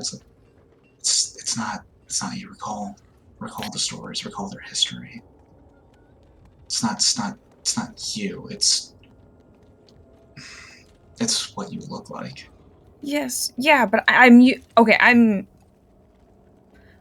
used to getting dirty looks, but I'm not used to being blamed for ridiculous happenings that no single person could be the cause of.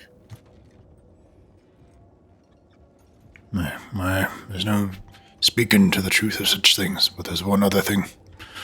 The mining explosives you took. They're not for you. They're dangerous. Well, but I want you to give them back to me. They're I gone. don't know where those are. Can you...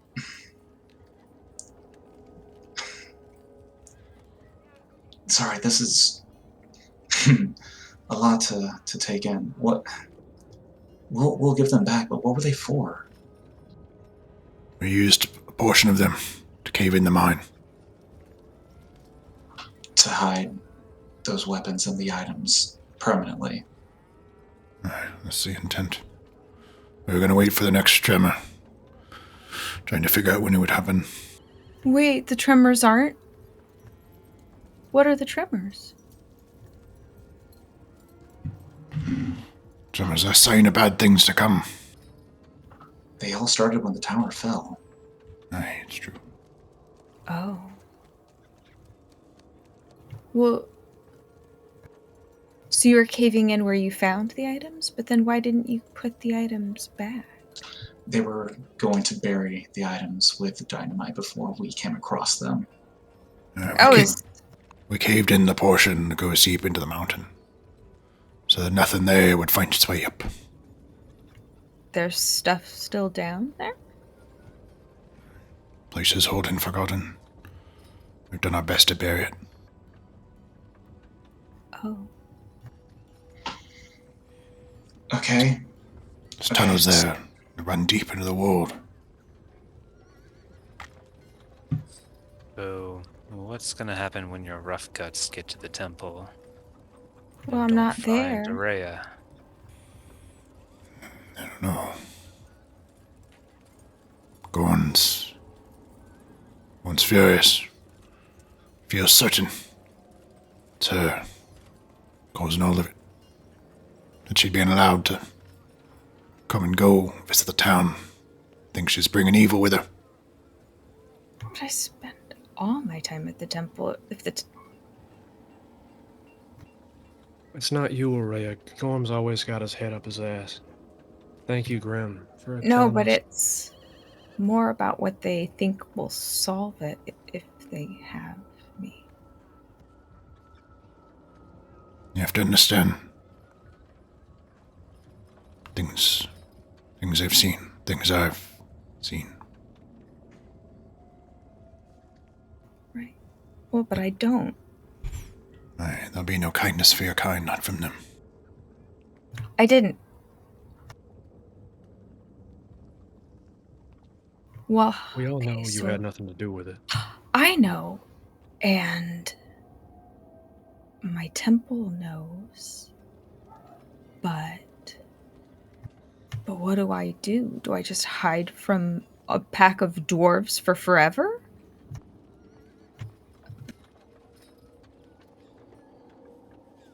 And they're just gonna come back to town after they come to the temple and they can't find me, and then get me in so much trouble at the temple. I've tried to talk some sense into them. They're not having it. So then, okay, so we run on the assumption that the remaining rough guts will stop at nothing to find Araya. What is your goal exactly? What can we do to help to try and stop whatever it is that they want to do? I don't think there'll be no stopping them. You just keep her away. But for me, I'll head west to the mountains, to the Col de Wrath. As I said, he's got kin there. He may know something about what you found. Some way to save you. You shouldn't bury all the weapons. You should take one piece of each of them with you, so that whoever your kin is can see firsthand what they're dealing with. Would not be looking forward to carrying such a thing with me, but maybe you're right. You would need something to...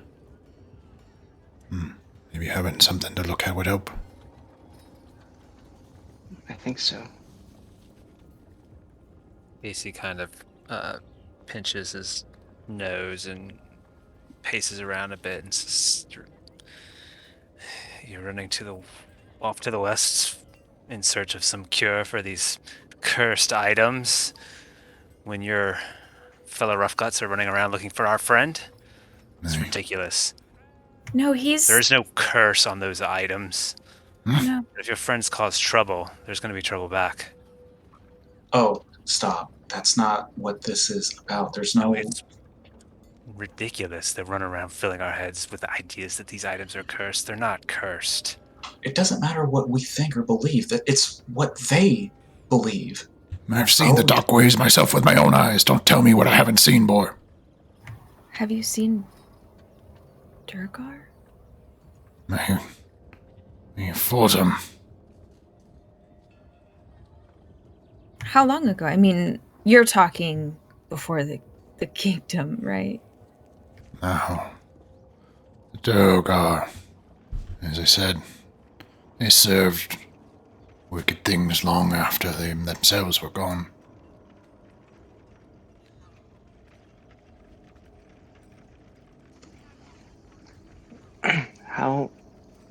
What if we requested for a verdict to come, and then if we just keep Araya sort of away from them for a while, and when the verdict arrives, he can make a judgment, and then they would have to honor his judgment. Maybe worth talking to the sheriff and sending for a verdict. I have no wish to see any hardship come to my kin or any of you kids. Go on. Set his mind to it. Then you should stay here and talk some sense into him rather than running off on some superstitious nonsense. I did my. We had many words, but I knew them well enough, for long enough to know. I appreciate you warning us, because I was planning to go back to the temple and I would have run into them there. I really hope that your kin has any information.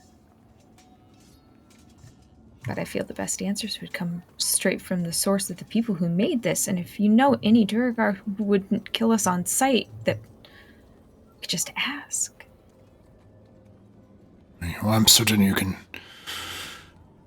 If you tell your parents, the sheriff, the mayor, they'll be able to talk him down.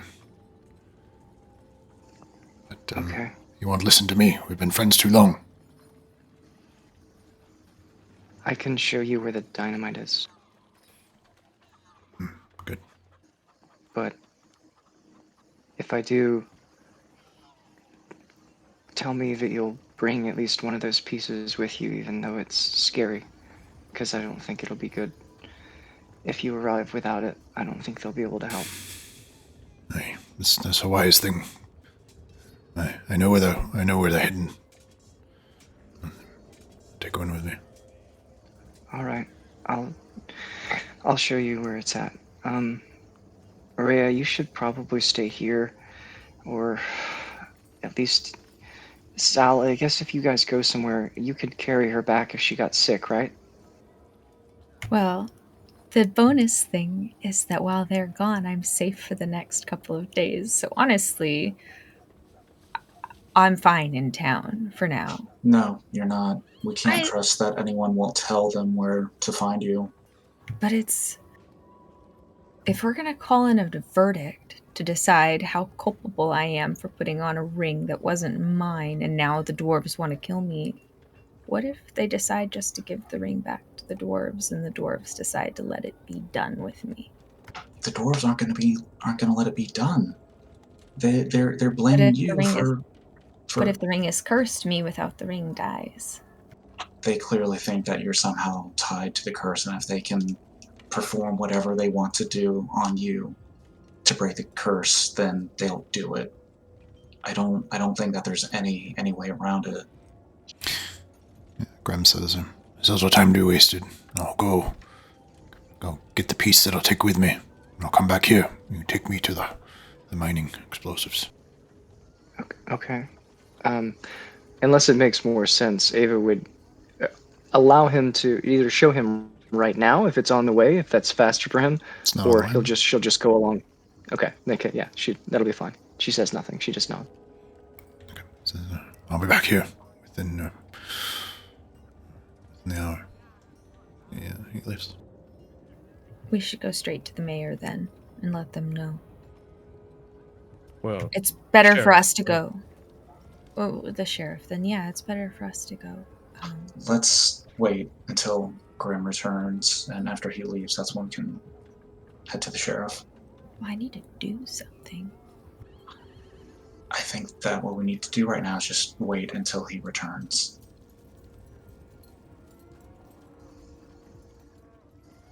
What if someone goes to fetch the sheriff to tell him to meet us here in the next couple of hours or something? That way, he might be busy running around with all the stuff going on. Like, they were all really busy, but if he knows that we have something important, then he could know to make time for us at some point. Let me find him. I needed to speak with him and or the mayor anyways. We should just... Hey, the people that want to do me the most harm aren't in town right now. It's fine. I could just go. It'll be fine. No, I don't think you can, Araya. I don't think the situation has sunk in for you yet. If the Rough Guts are dead set on finding you, I don't know if there's anything that they won't do to get information out of people to find out where you are. But they're on the way to the temple right now. Right, but if They're not anyone in in town has any idea where you could be once they return, But that makes me look guilty. you are guilty in their eyes. But Doesn't mean she has to act it. yeah, I mean, It's the not verdict about, will take all these things into account. If I'm hiding, it's not about acting guilty, it's about staying safe. It's about making sure no one knows where you are so that no harm can come to you. but they're gonna. Where do I go? It sounds like you have a pretty good idea of that. Casey looks at Araya. You stay hidden. You stay here in the apothecary. You'll look for me at stay my at friend's place. It's Then very we- obvious all the places where I would be, and anybody sees me running around with you, they'll know, oh, well, she's with her friends. Then we take you to the mayor's house. We move you only at night. My point being that we have to keep you hidden. You can't be out during the daylight right now. But the town needs help. No, but we don't have to squirrel Araya away. Exactly. I really think that we do, guys. How about in 2 days? In 2 days, I'll lay low, and just it's not that dire yet. It's going to take them time to get to the temple. It's going to take them time to come back when I'm not there. It's already immediately dire. We just have a very strict time frame to work with.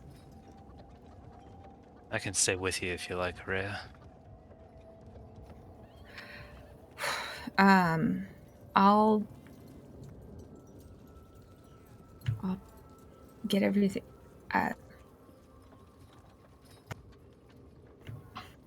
Let's wait for Grim to come back and Okay. and see what he thinks, what his advice is. He knows the Rough Guts better than anyone. Like if they might have left some in town. Maybe, yeah. Okay. I'll stay here. I'll hide in case he's coming back with Rough Guts at this moment. I'll do this mostly in character, but I know we were talking about it earlier. I don't know why I didn't think of it. I don't know why any of us didn't think about it, but Sal or someone was trying to find the oldest people in town, and the oldest person in town is the woman who lives in the lighthouse, the gnome. She's been here forever. She's probably older than the dwarves. So you think she might know something? I don't know. Someone wanted to talk to people who knew a lot about stuff, and I think Esmond, you might have had questions, or Sal, I don't remember, but I don't know. I just thought of it. It was sort of random. No, that's good. Maybe we can all go visit her at night in that case, when it's dark and we can more easily get around town without Araya being noticed, possibly. That's fine. I think she's awake most nights anyway. Okay, all right. Let's see what Grim thinks when he gets back, and we'll figure out what to do from there. Okay. Araya, I'm gonna do some tests on you for a baseline. Okay? Yeah. Do you need blood? And no. What tests then? Just observations. So she Oh, goes and gets a so small journal, and she's gonna just run tests and sort of get an idea of her heart rate and breathing, and see if she's how warm she is, and take things like temperature, basic things that I okay. imagine this observer. So I just sit here. This is healing. Hmm. Sort of. This is science. I think Casey will kind of pace around while this is going on. You know, picking up things on tables, setting them back down. Walks over to Araya and kind of leans in close. Do you feel cursed? Not even a little bit. I. Doc, write that down. She does. Wait. So you take like science classes with your teacher here in town? Mm-hmm. I've heard things about graphs. Can you do a graph of me? Mm-hmm. The Like creature with a long neck. cursed time. Funny enough, she turns around, and most of the things that she has taken from you are all on an L graph, and they're just a point at a specific time. Ooh, very, very official. Very.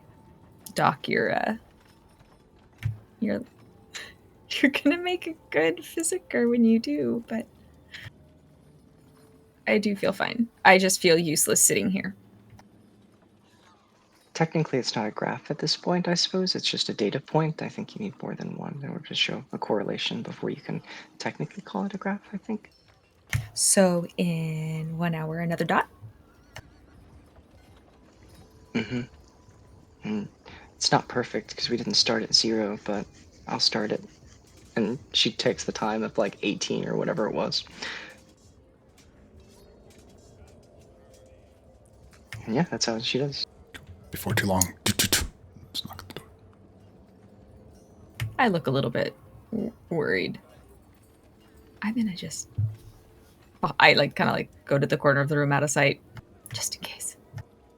Sal visually blocks where she's standing from the door. Thanks. Eva throws a sheet over her before she runs and answers the door. No, I'm just kidding. She answers the door. Yeah, it's grim. She lets him know. Hey. What did you get? A piece of the jewelry. More like what you've worn. Weapons. A bit different, just in case. Grim, can I ask? Looks around. Uncomfortable. It is just him, though, right? Yeah. He leans to the right. Sal leans to the right. Was there a second ring just in case I need to give back a ring and I am cursed and I need to give something? It's dumb. I want to think ahead.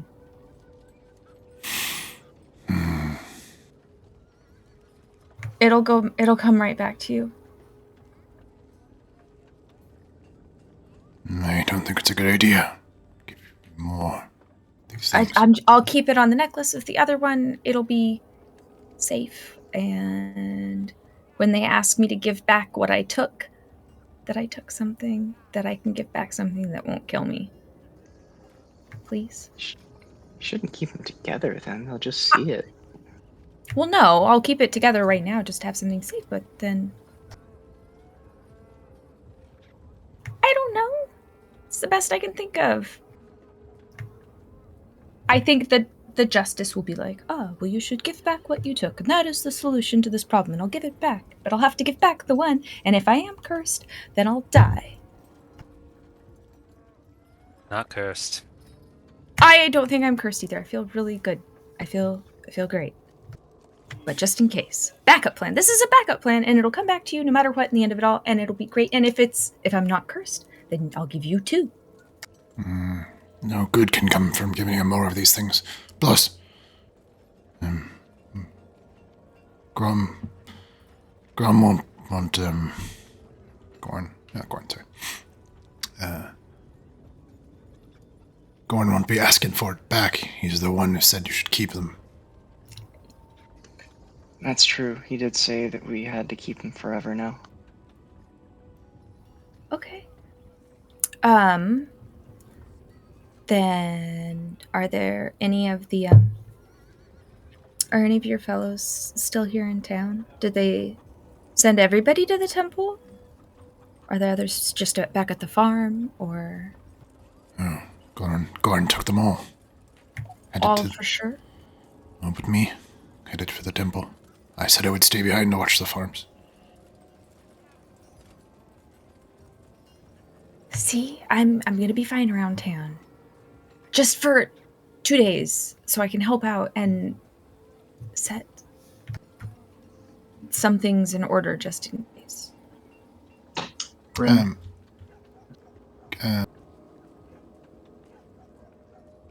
Yeah, Graham says, I should go soon. Sal, come have a word with me for a moment. He looks kind of trepidatiously at Ez as he walks out the door. Steps outside. Hey, shut the door.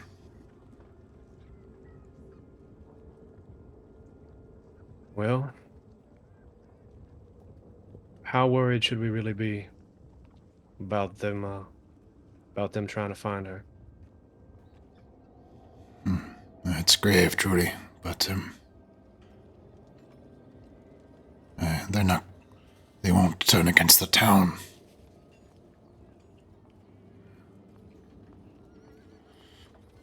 But listen, already, you could hear it.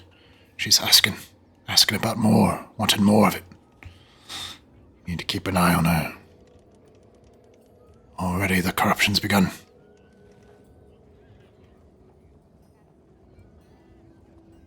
Thought you said I had a good eye for people. She's a good one. Ah, you do. But don't let your guard down. Well, I won't. Hey, and you be careful. Traveling all that way at your age. Gives him a little nudge on the shoulder. Not as tough as you used to be. Still tough enough. Hey, I miss your Sal, but I'll be back. If there's anything to be learned, come back. Help your friends.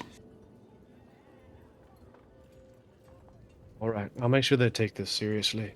Thank you. I know how hard this was. Hey, it's dark times. Send the girl out to show me where the explosives are. It's not for playing with, not for keeping. It's dangerous. Yeah, I wish I'd been there when they found the explosives, but I wasn't fool enough to go in the mine. I wish I'd been there to stop them. But yeah, I'll send her right out. He steps back in.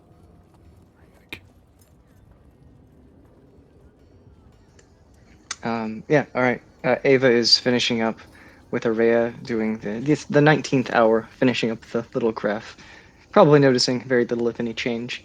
And then she sort of dusts her hands off and says, I'll be back to monitor this. I should be back enough time to get to 20. She goes over to the corner where there's like some various tools and then things that aren't medical related, but just like little hand tools and different things, and pulls out a small shovel to sort of bring with her, and then starts walking towards the exit. And then she stops and remembers and goes, Casey, they are still where we left them, right? Casey is tossing of one of the balled up pieces of paper into the air and catching it. It's the dynamite. Of course. All of it? Every last piece that Shalati buried. Can Okay. I just like watching this All right. insight? What about the one that you had? Shalati What's didn't that? bury that one. Well, we could keep one. No, we can't. half of us are already cursed. We don't need to blow ourselves up. Fair point. Nobody's cursed or blowing themselves up. Oh, You don't give them the believe in curses. God. You don't believe it's going to explode. It just don't take the risk. Just give them the boomstick back, please. We'll make you special explosions for the festival just for you. Special.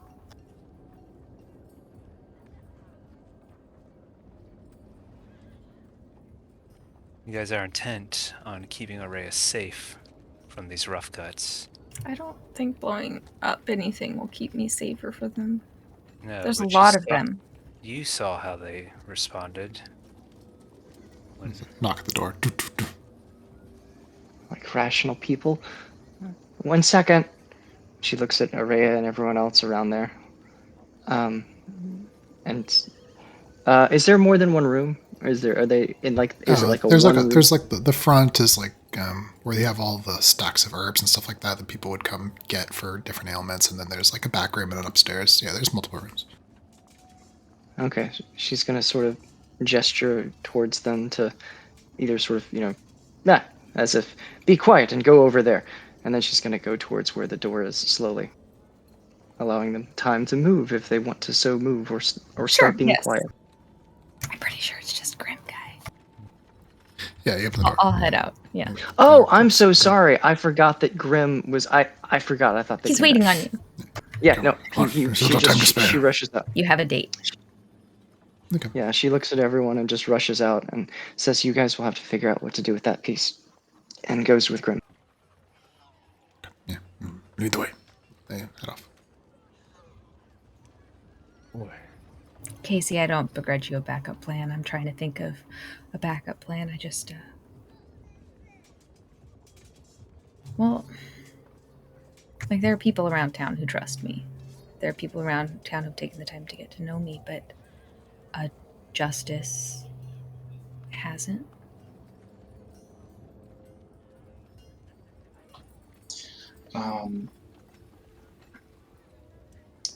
Araya, Esmond is going to find a table and pull out a sketchbook separate from the logbook that he's carrying with all the automaton records, and he asks, "Hey, could I see that ring?" She'll like unhook the leather string around her neck and slide it off the top. It just easy. And he will gingerly take it in a cloth, and he's just going to sketch it out in his notebook. Well, while this is happening, Casey will walk over to Araya, say, "So that ring helped you turn invisible." It did. Although I couldn't hear anything, so the most important thing it would be good for would be like listening in where you're not supposed to. Completely useless. But That's it. Can you do it now? Well, I was going to keep it off for a little while to help out with the experiment. No, I mean, without it on. Turn invisible. I don't know a prayer Yeah. for that. I mean, can you try?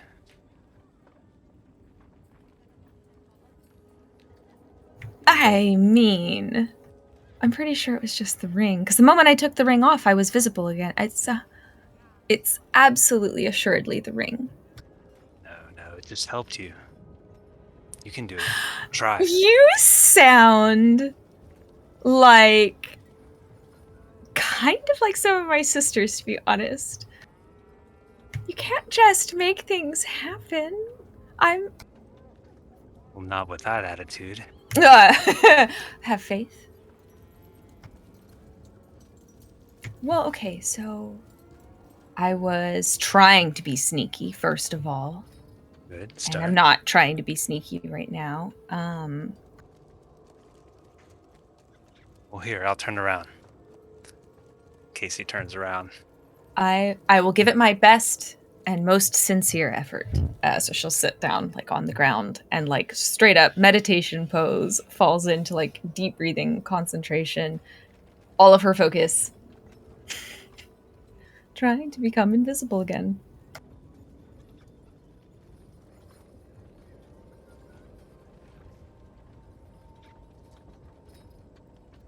Yeah, Casey waits several beats. And then? Absolutely nothing happens. Do you turn around? Yeah, I turn around. Sending a message.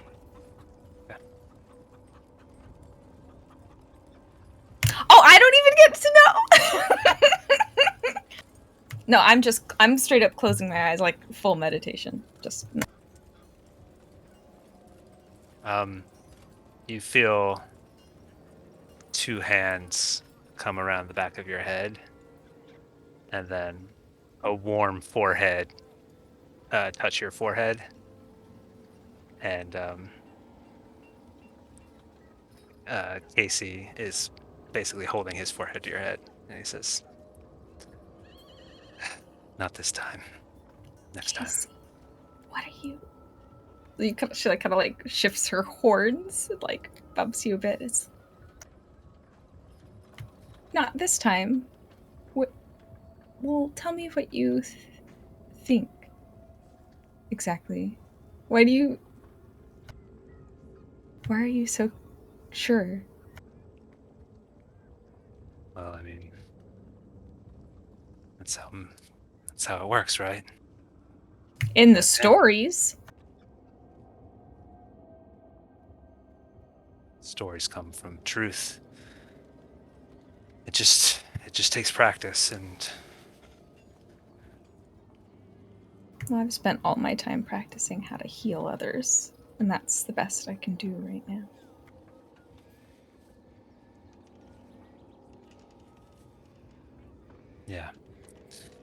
yeah, it'll just take more time.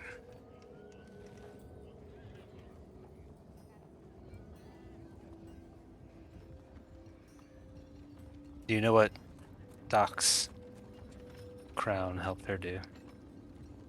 Well, she's wearing it, so maybe we'll find out.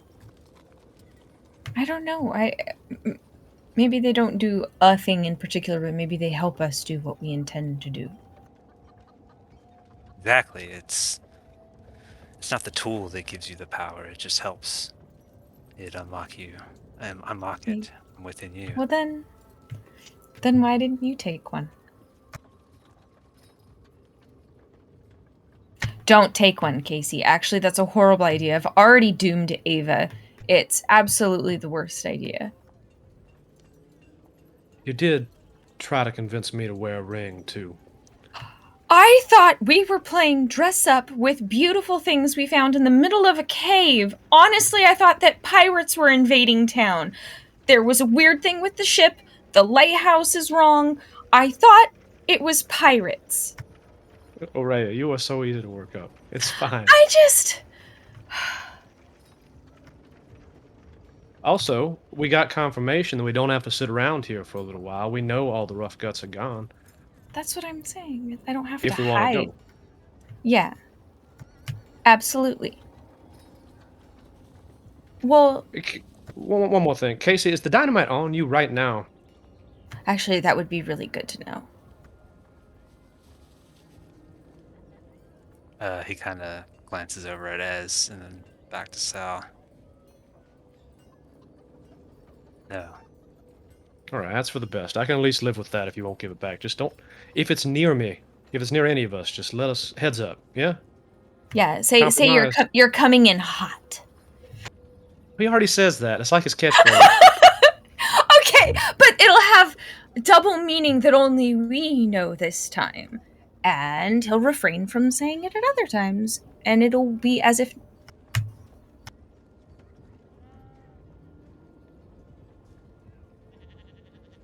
It'll be okay. But apparently they're not canceling the party, so we still have to find a chicken, make a quiche, build a thing. You spent all your money on a really cool gem, Ez. That package ever get here? It's supposed to arrive on the next ship. He doesn't look up from his book. He's just glancing up from the sketchbook back to the ring. No, not yet. It should be soon. Don't know when. Araya might, like, look over at what you're drawing. really good. He slams the notebook shut. Did I get to see anything? Come on, just like a peek. You didn't know I was going to come up in there and sneak. Roll off. Do I roll for sneaky or do I roll for quick eyes? Up to you. It's your choice. Quick eyes, because I'm really not sneaky. Although quick eyes is like perception. Am I Yeah. quick eyes? Roll mean, for if it's- shifty eyes. I think I'm just going to go for a Perception. straight D20 because I don't actually know if I'm good at that. If perception is quick eyes, is investigation slow eyes? Good enough. It is slow eyes. Always. Esmond I was just- absorbed in in his work. It's just a picture of the ring. So, right? I'm like, nope. What does she get a glimpse of? You catch a glimpse of. A relatively decent depiction of the ring with numbers and lines corresponding to different parts of the ring. Not necessarily sure what for. And a couple of like automaton related sketches like throughout the corner. And what'd you roll? 14? It's not super high.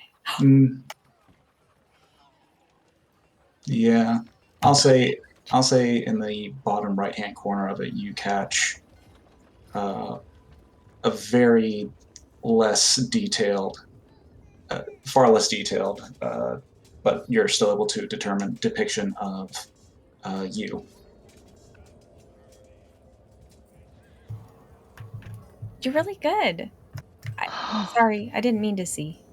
He slams it and glances up at you, looking flushed, purple flushed. Yeah.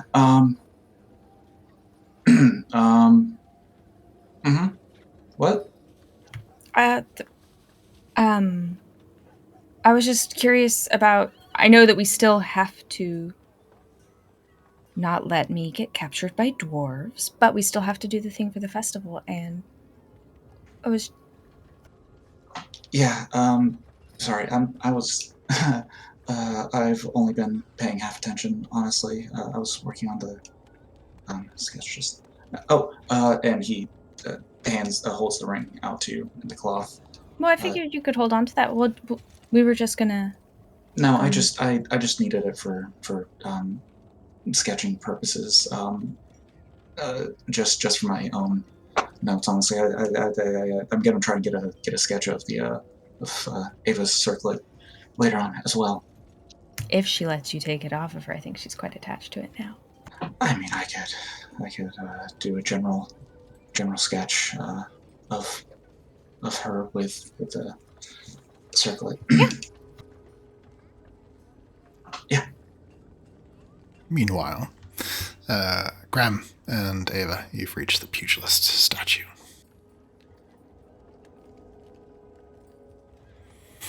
Hey, you're doing the right thing. This is the rocks that look like two fish. She. I like that everyone has their own take on the rocks. She leads him around to the loose soil and points to the place where it was, and I think it was just a couple of feet down, but obviously, I guess be super careful because it's dynamite. Hey, it's unstable, old. Where is it? There's a small pile of pebbles scattered on and around the loose soil there. Noted. Yeah, he crouches down, starts to kind of sift through the loose soil, brushing it away. Ava kind of starts taking a couple steps back. Yeah, you see, you hear the scrape of his fingertips against like the wooden tops, and then he kind of uncovers it and starts to remove the boards to get to the things underneath. As he's doing that,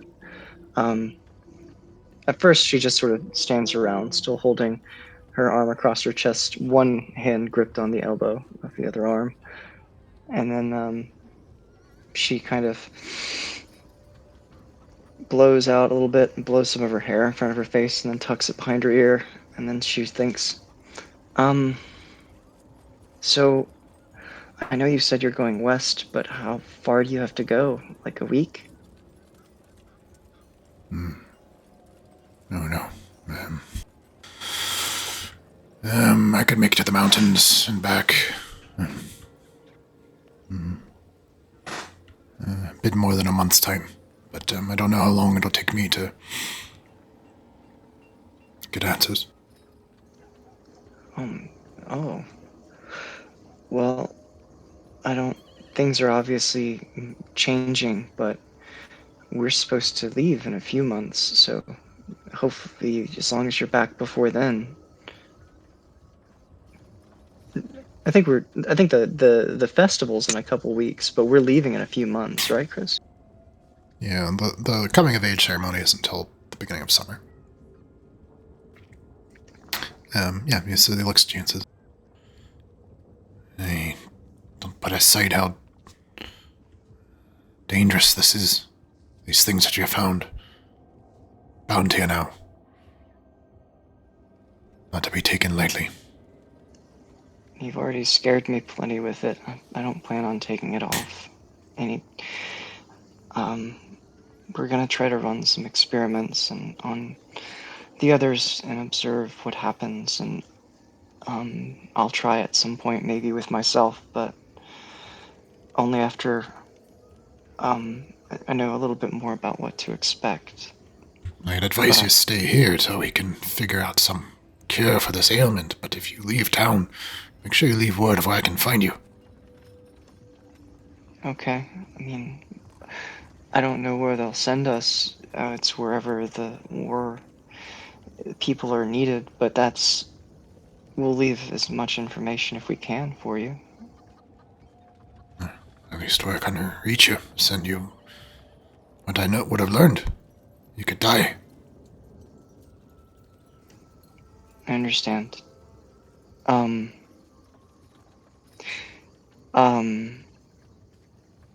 Thanks for this.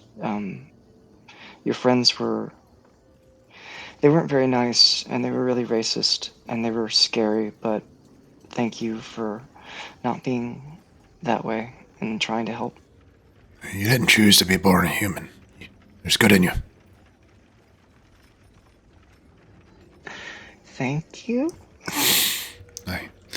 And he kind of hoists the boxes carefully. Says, put these somewhere safe. If you find more things like this, just take them to the sheriff. That's what I wanted to do, she says pretty much to herself. Wait, you want me to take the box of explosives? If you find more things like this. Oh, yeah, I will. I will tell the sheriff. That's smart, she says about her own idea. Take care of yourself. And the others. I know you care for your friends. See you soon. He simply nods and then starts walking. Safe travels. She looks at the hole. She kind of kicks in a little bit of the dirt with a shovel and then heads back to, at a brisk walk to try to make sure she can be back for the 20th hour. Nice. All right, let's take a 5-minute break because I need to powder my I need a nose. All right. I'm enjoying this. Ah, It's really fucking dwarves. They want to like legit. Yeah. All right. Yeah. I'll be back. They're so beautifully racist. I mean, they're my racist uncles. Apparently, that's what I have in this game now. Yeah.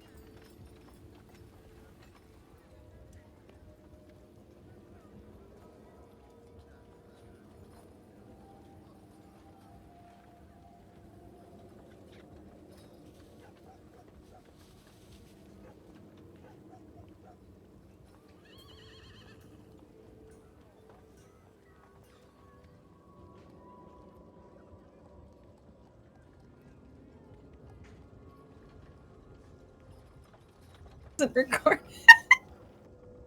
Terrible. Hey, real fast. Artificer Druid multi-class named Augment. Oh. Hey, Divination bartender. Oh. That's good. Okay. Ava, you get back to the Viziger and apothecary. Ooh. Okay. If it's close to the hour mark, she kind of rushes inside a little hurriedly and then rushes over to where the book is and begins to sort of brush her hair out of her face as she's sort of trying to make observations on the correct time. if you get in close to Araya, she sort of just like corrects the crown so that it's not tilty. Yeah, she doesn't notice as she's going about and trying to check everything. She's very focused at this point. Yeah, and I think we're in the later afternoon at this point. We should help Okay. out in town. Can you take note? Do I have to stay in here? Take notes on the road. Oh, it doesn't take but a second. And after just a couple of minutes, it's not extensive. It's just a minute or two, and then she'll be ready to go. And that's it. That's all she needs. Right, now that's done. I'm going to get some stone. Anyone You want can to go come with? wherever, I guess. I mean, Oh, As- do you still have the mining tools? Did we give those back? What are you guys talking about? The mining tools from the cave? Or did you give those back too? Wait, for the project? No, who cares?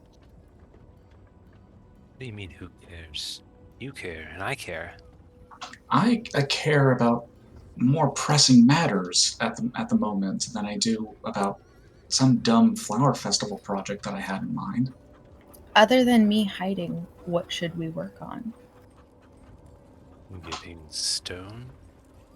We need to continue experimenting, like Ava has suggested, and I need to go talk to my mayor, my parents, let's or head the to mayor, him. or Yeah. the sheriff. Let's go to the sheriff and just kind of explain what the dwarves have in mind and diffuse this right away. Probably best to be more specific. Gorm and the Rough Guts, not dwarves generally. Yes. So the rough guts are we heard, or one of the rough guts told us that the other ones all blame me for the sky turning a weird color, and that we wanted the sheriff to know and head off the storm at the start. And that we're worried for your safety. I think Yes. that's Well, but I don't want to have urgencies. to be. I'll say it. I'm worried for your safety. I'll be worried in 2 days. And we should tell him. That's as soon as possible. I think that is more pressing than Yes. the rocks. Though I do think the rocks are still important. You had a very good idea with that star dial. Even if not right now.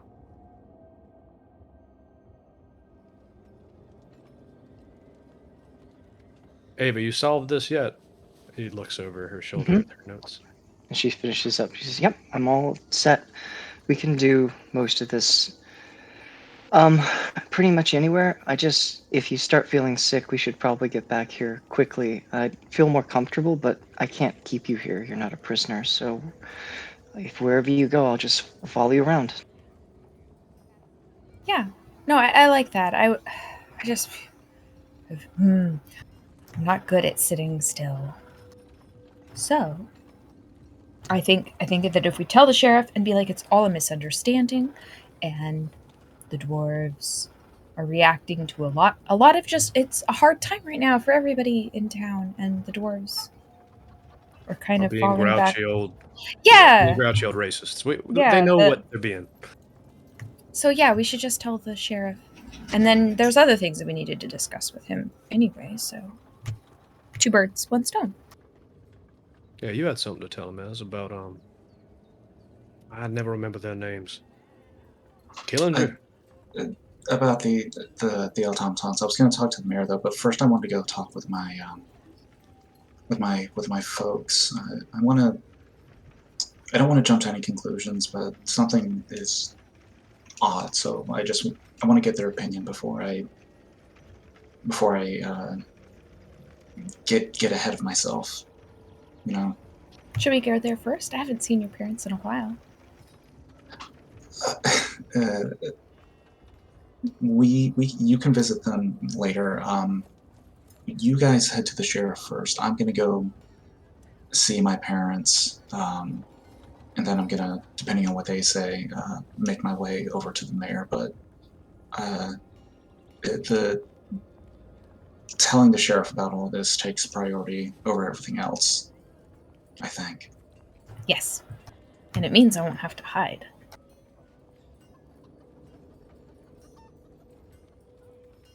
Yeah, maybe. Okay, well, I will see you guys back here or at the Wanderlust later on. Bye.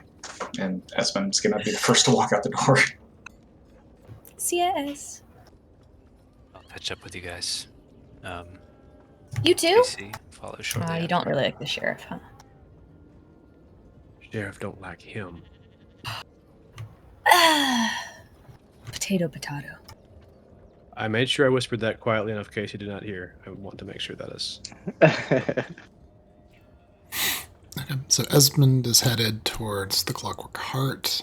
Sal, who's going to the sheriff? Definitely Sal and Araya. Ava tagging along, maybe? Yeah, Ava's Okay, just. yeah, Ava. Continue your observations of your patient, right? That's what she's gonna do. She's following the patient. Yeah, Casey's headed somewhere else. Science on the go. Okay. Where's Casey going? Actually, I could probably do that straight away. I'll get there first. If you're talking, you didn't transmit. Oh, we heard you. I said, Oh, mine. Hold on, mine's fucking up again. I gotta exit out and come back. By fucking up, he means that he's intentionally muting people Keeps again. muting. His I- I computer is spicy. Yeah, zesty computing. so, anyways, I stabbed Doc repeatedly. Mm-hmm. I heard that. Yeah, so no, if you're probably going to get there first, where's Casey going? Ez. You hear footsteps coming up behind you. Keep walking without turning around. Yeah, he matches pace with him and walks alongside.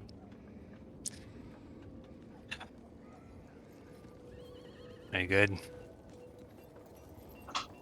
Unless the next words out of your mouth are an apology, I don't want to talk to you.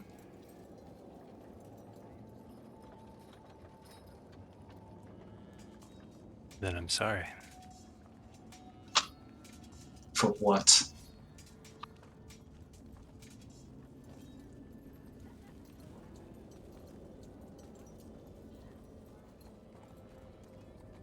Esmond comes to a full stop and turns and looks you square in the eyes. For what? Say it.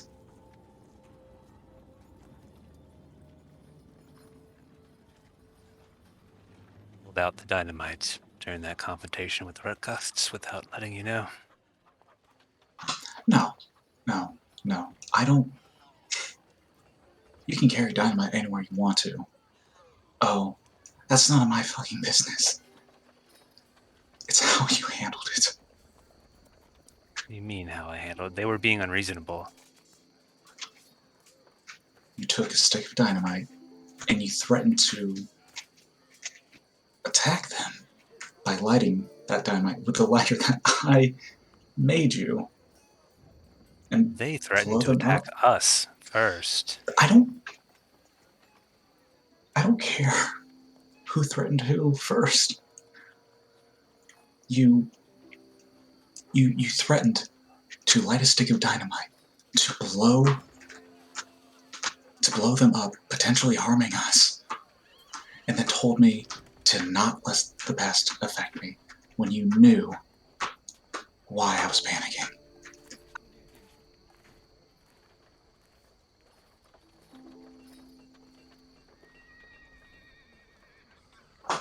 That's what I want your apology for.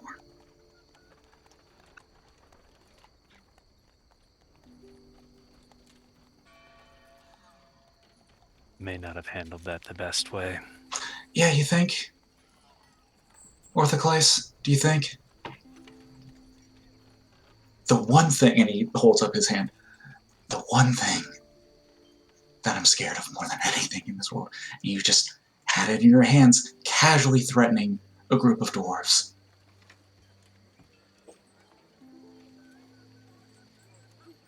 You don't need to let that fear bind you. Shut up. Stop. Stop. I don't... What fear may or may not bind me is my business. How I handle it is however I determine to handle it. You don't get to tell me what should and shouldn't hold me in place. What should or should not bind me. You don't get to make that call. And you certainly don't get to act casually after forcing me to have to relive that moment. So you either apologize wholeheartedly and we work on getting past it, or you walk away and go do something else, because otherwise I don't want to see you today.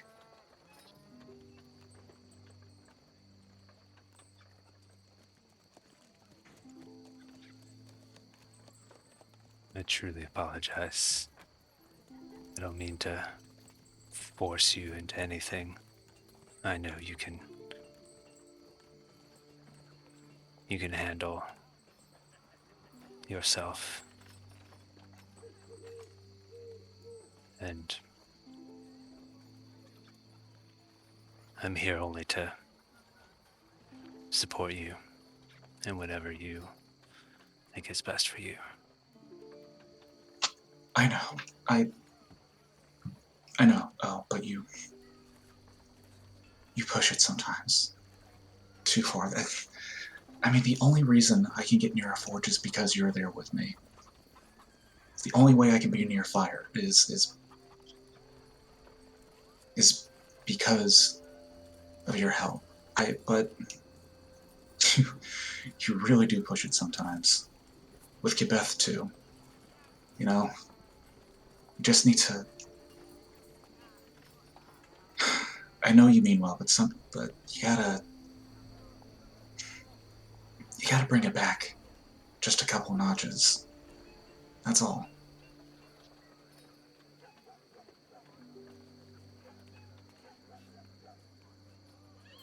Fair enough.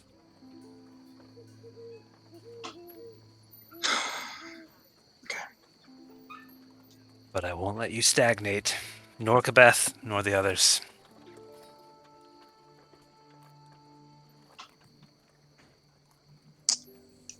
As long as you're not pushing anyone too far. And I won't let you cop out on building your sundial as he turns to walk away from us. No, hey, I meant what I said. It doesn't You will matter. get your stone and metal.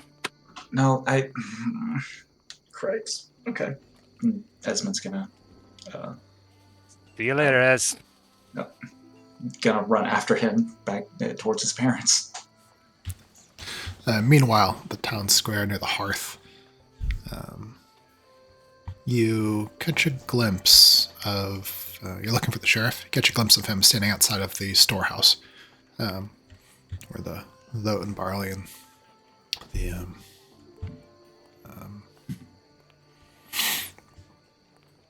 foodstuffs are kept. You see him put a big padlock on the door. There's some chains there, and he locks it, takes the key, puts it in his pocket. He's kind of mid-turning around, he kind of catches a glimpse of all of you.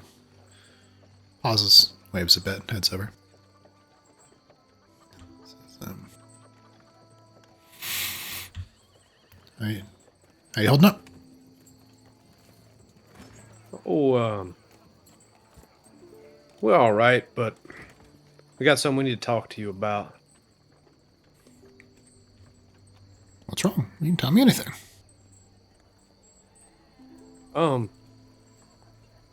You know Gorm and the Rough Guts, right? Of course. You know they looks can at the three be. of you. They can be kind of grouchy and judgy at times, and irrational, and mean. Yeah. They didn't directly threaten, and he looks at Aurea, but they said some things that made us believe that they might mean her harm, and I know you've got a lot going on, but our safety is really important, and I don't know, we're just worried about it. We didn't know if you had any advice or anything you could do to help um, talk them down or give her a safe place to stay. Yeah, the satyr kind of puts his hands on his hips, and you see his mustache kind of turns with a bit of a frown. He says, they've been being rude? No. So, this morning, and then the magic. Well, the rough guts, they kind of hold to a lot of older ideas. And they think that it's my fault. And they've all decided to march to the temple to find me, to have them hand me over to them. So, it's not, I think that they just, well, they're worried about the town and worried about everything, and that everything's kind of changing and bad really quickly. But I just worry that when they come back, because I'm not at the temple, I just don't know. You're telling me those old dwarves, they went marching off to your temple? Why? Because they think I turned the sky a weird color and that I'm the reason why there's no magic. Kind of glances back and forth between the three of you. Where'd you hear this? How do you... Because one of the rough... Slow down. Tell me what's going on. She just turns to Sal.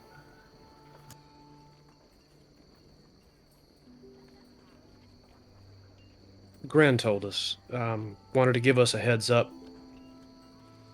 He's known me since I was real small, and he's one of the good ones. And they're just... That's how we know. But I do, based on what he said, really think they intend her harm, and that's completely unacceptable.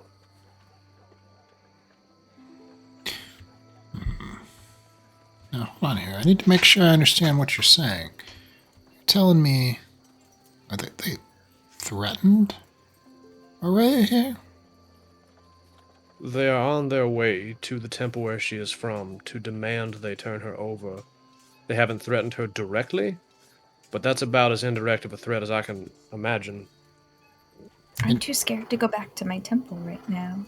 And they did directly threaten some of us with a little bit of aggression this morning during an argument, so I'm... What argument about what? Might have wandered into their minds, and they got mad at us about it. The threatened to hurt you? Yep. No, they just... No, not that... Well, I wasn't there. You weren't there this morning, Ray. Yeah. They backed down, but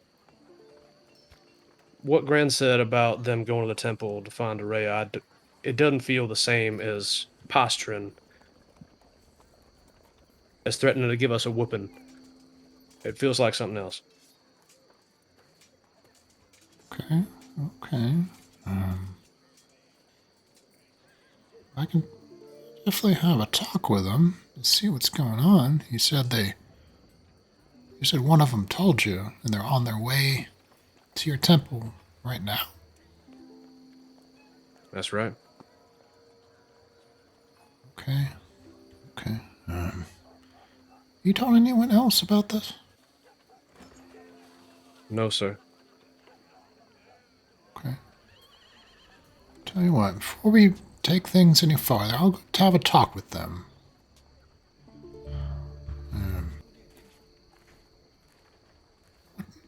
What you're talking about here is pretty serious, you understand? Mostly I just want somebody to read. They're really worked up and scared. I think it's really all that it is. It's just... They've never... I know they're not the nicest. I know, young miss, you've had a hard time sometimes here in town. People got old. He's a thinking. I'll tell you what, I'll go have a word with them, see if I can't set it all straight. Up at the temple? Because if you talk to my sisters, that would really be helpful. I think that they're going to be... I don't know what the dwarves would say to them. So they're on their way there? They're on their way there right now. Okay, well... Okay, yeah, I'll head up there and I'll... Oh, there's a lot going on, but yeah, that sounds... There is a lot going on. Can we help you if you go, or a deputy can go, or... Yeah. I kind of don't have a lot of help these days. No, everything will be okay. I'll handle this. You got nothing to worry about. I'll head up there, have a talk with them, have a talk with your sisters, make sure everything's okay. And don't tell anybody else about this. If I they don't want... if you go around telling people that threatened you, I'd like to resolve it quietly. That kind of thing. I mean, to be honest with you, if they've been threatening your life or harm you, it's the kind of thing. Well, I could bring a verdict to town, and well, I don't know. I don't know if we want to go quite there. Yeah, I don't know what they're threatening to do, but I don't think me being turned over to the Rough Guts is really going to help anything or anyone at all. Well, that's right. Okay, well, I'll catch up with them. Yeah, we'll have a talk, and I'll make sure. I mean, I've seen them get a little heated in the past, and I gotta say what you're saying surprises me to hear that they would go that far. But these are strange times. Maybe they're just scared. Okay, well, I'll take care of it. You got my word on that. I'm assuming he's sleeping. He's kind of just looking to you guys for acknowledgement. Yeah, we won't tell anybody, and hopefully it is just we're blowing it out of proportion. I hope. Okay. Well, I'll handle it. Sure, just, you should be careful.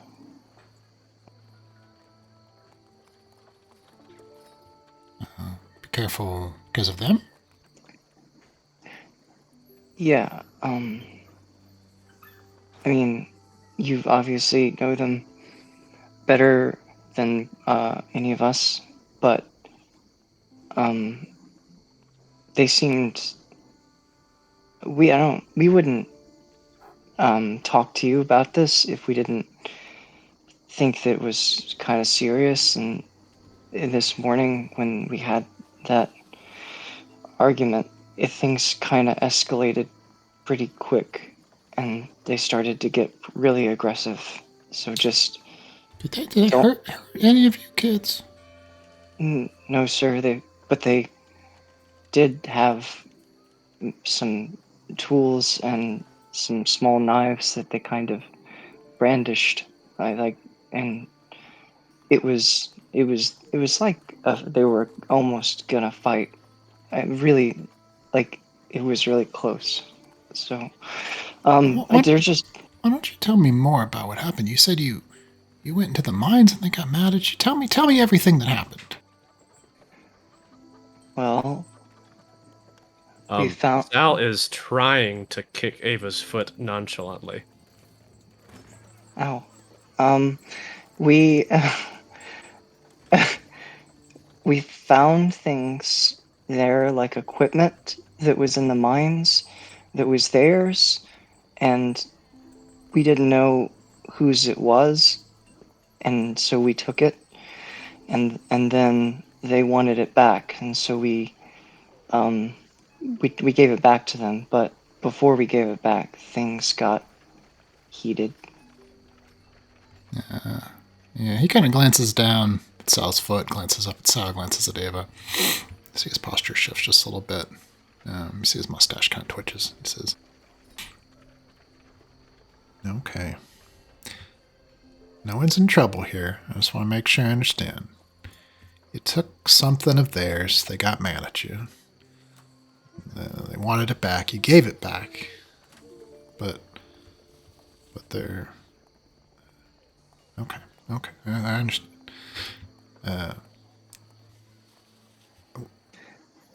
Yes, sir. It's not an issue about the stuff anymore. That was settled. This with her is something else. But they were just really worked up. Well, if So they're upset at you, they should have come to me if you had taken something. So I'm going to go talk to them. And if anything else happens, you talk to me. You kids don't handle these things yourself, you understand? she looks at Sal. That's smart.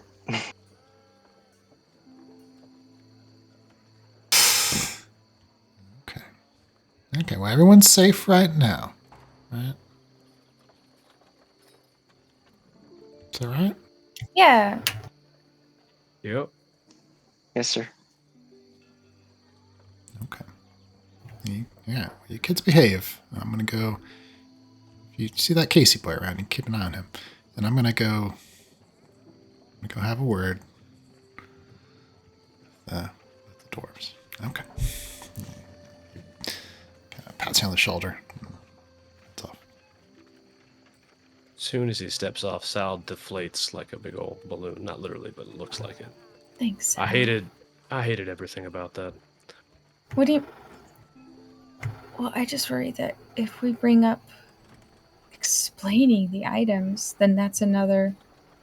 We don't even understand if they're truly cursed. And if they aren't, I can just give it back, and then there's really, really nothing to worry about. No, it's not that. It's that we had to bring the sheriff into it to begin with. We couldn't work it out amongst ourselves. They came as... They're... I know. They're acting like they went through a lot of bad things and came to some very wrong conclusions, and now I just didn't want it to come to this. I wish I were as powerful as they thought I was, changing the sky. Can Keep you working on imagine? it.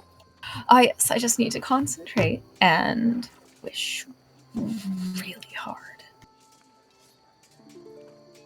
Ava, he says, turns and looks at her. Huh? You don't have to say everything all the time. I didn't say everything. Yeah, you got close.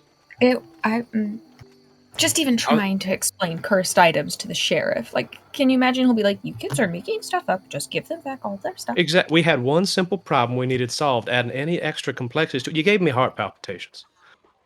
We should, well, if I have to hide, I really would like to take care of some of the last stuff for the temple, just to get it set up and on the carts, and if I'm only here because they trust me to handle these things. And I get to spend time with you all when I'm here, and I don't want that to be rescinded.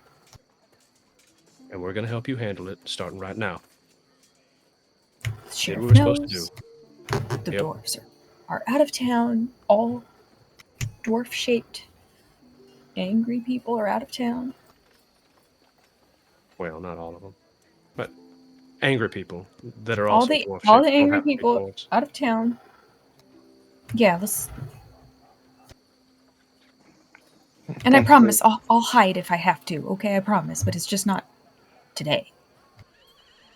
Besides, where would I even go? The caves. Ava, you brought that sheet with you, didn't you?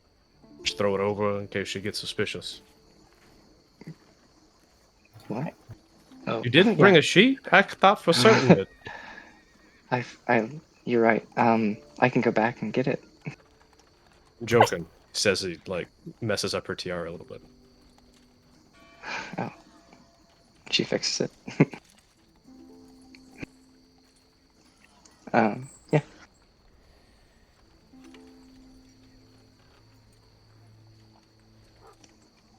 Yeah, we'll help you with whatever you need. Just, and she checks the time. And if it hasn't been an hour, then she doesn't check anything. Her hand gradually reaches up to my forehead.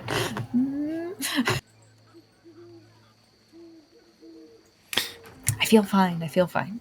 Yeah, well, it's about that time that you would do like you would check. Okay, then yeah, she's just gonna check all her humors. So she's gonna Bleed her. Start bleeding her in the street. yeah. Attaching leeches. Yeah, she just does the small test, checking a few things. Yeah, walk me through some of the tests you're doing. Okay. I'll try to think of anything creative. Don't know if that'll happen.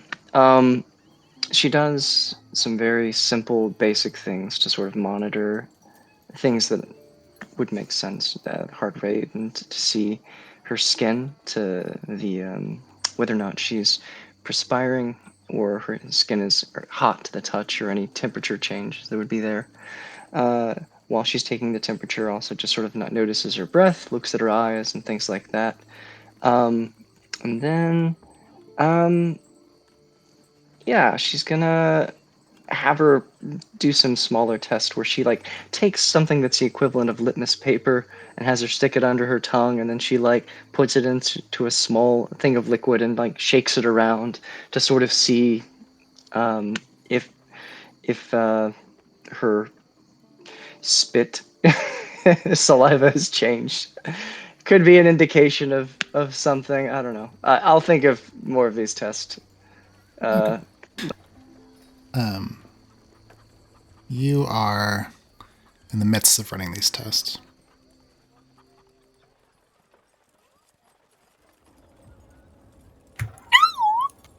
Music change. You have a hand, fingers on her pulse, watching the pupils of her eyes. Those ray of pupils. Do you have? Yeah. Okay. Yeah. I wasn't sure if you had like the normal tiefling thing, but Oh, like pure one color eyes? I mean, her eyes faintly glow. It's cool. It's not. you have a hand, 2 fingers checking her pulse, watching her eyes, watching for perspiration, discoloration. It starts subtle at first, thumping of her pulse beneath your fingertips. It grows louder, louder. You begin to see hints of perspiration on her skin, all the details of irises of her eyes. You can begin to hear the sound of her breathing. You start to hear the scratch of chickens' feet in the dust. You hear the sound of Sal breathing. You hear the sound of the water, the shore, the creak of wood. Start to feel pain just at the corner of your temple. Start to hear the sound of your own heartbeat, the wind in the grass. You hear insects. It all comes flooding louder and louder and louder until it's more than you can bear.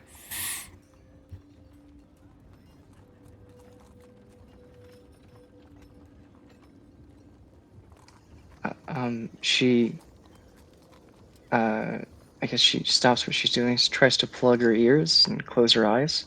You plug your ears and you can hear the sound of your own heart beating. You close your eyes, you can still see the fading daylight kind of through your own eyelids. It feels too bright, all overwhelming. And then you feel the impact of the ground on your shoulder. Ava's can collapse there into the street. Can I try to, like, she's like testing me. Can I catch her before she like falls all the way? Yeah. Ava. You start to come to the sounds, and the thing starts to fade back to being something normal. I don't know what happened. Everything just got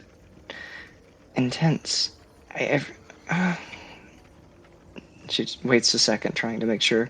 And as things kind of slowly start to fade, she has her hand sort of pushing at her the bridge of her nose and sort of massaging her forehead and ears, looking around, trying to sort of see if it really is gone or if it was going to come in a wave. As you look up at your friends above you, you realize just something weird going on. Like you can see more detail than you've ever seen before. Like you can hear the subtleties of individual sounds within the town. Sound of footsteps, people whispering. It doesn't hurt now, but it's like you've never seen this clearly before, never heard this keenly before. I don't know what's happening. We'll just describe anything. It's like I can see everything. Everything. I can hear it. She's just sort of looking around wide-eyed. Does it hurt? Obviously, she fell down. It did. But now it's just now it just feels clear. Like probably what it feels like for a person who's put glasses on for the first time. It's Do like I look all right? She looks at Sal. Does she see anything different? Nothing different. You're just seeing such detail. It's like you can pick out shades of gradients of color in a way you didn't really notice before. The sleeves of your shirt don't match the vest. How dare you? He pulls her up to her feet. No, I mean, it's almost perfect, but it's like there's a subtle gradient. And she starts to like run her finger over the fabric a little bit after she's pulled to her feet, and just keeps looking around, looks away from that and keeps looking around. Closes her eyes for a second and just takes sort of deep breath and starts to focus on listening. Can she just take a deep breath and you can piece out all the different scents, different animals, different flowers, particular sense of particular friends. And, the salt from the ocean. It's all separated, distinct.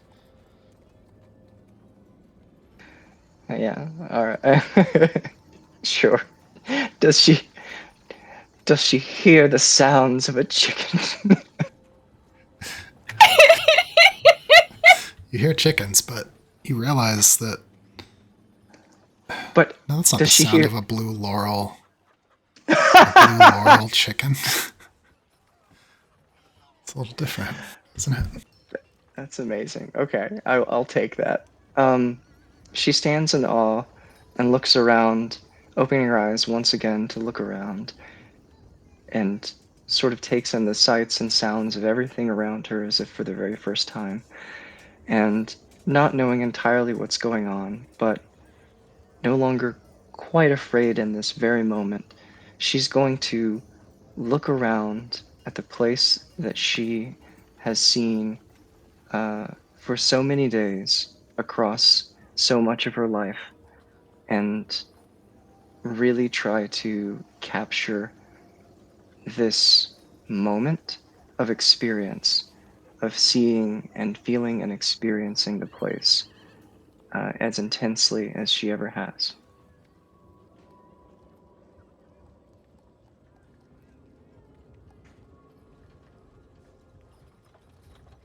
Esmond, you reach the clockwork heart.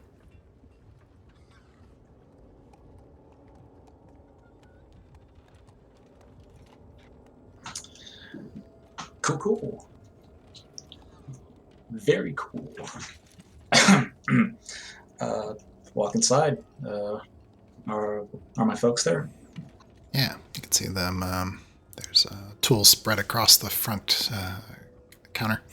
You can see Malgood stuff some things into a bag. Glances over at you. Ahoy! Hey, Dad. Do you have a second? I need the spanner, size 3, right there. Yep.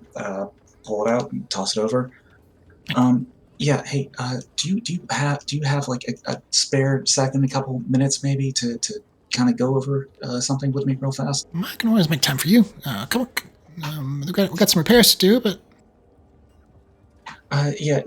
Pause. Time out on the repairs. I want your full attention on this one.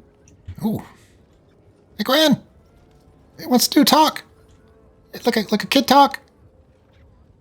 Yeah, we've been waiting for it a long time. Okay. Gwen comes over. Wait, what kind of talk are we having? We're having a talk. Right. Okay.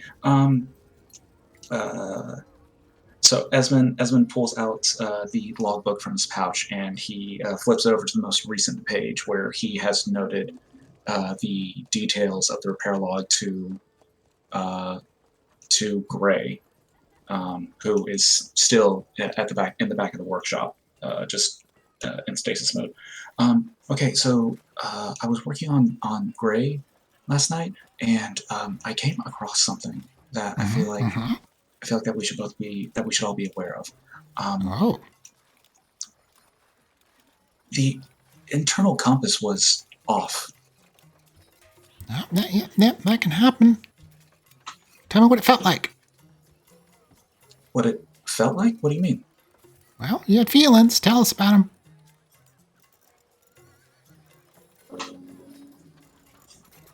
I felt concerned, confused about the compass. Yeah. Tell us anything. Keep going. So I went to the to one of the workbenches where we had one of the compasses currently being built. It doesn't have all the fineries attached to it yet, but it's still functional.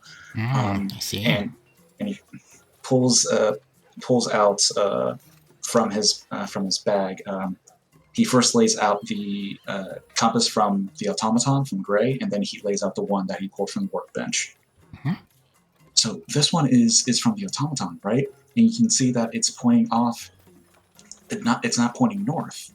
It's off. And the same with the one from the workbench, the one that one of you guys was just working on, right? Little sideways. You expected it to be different. Well, yeah, but I went and found Killian in the fields over by the Fairfoot Farms, and that internal compass is also off.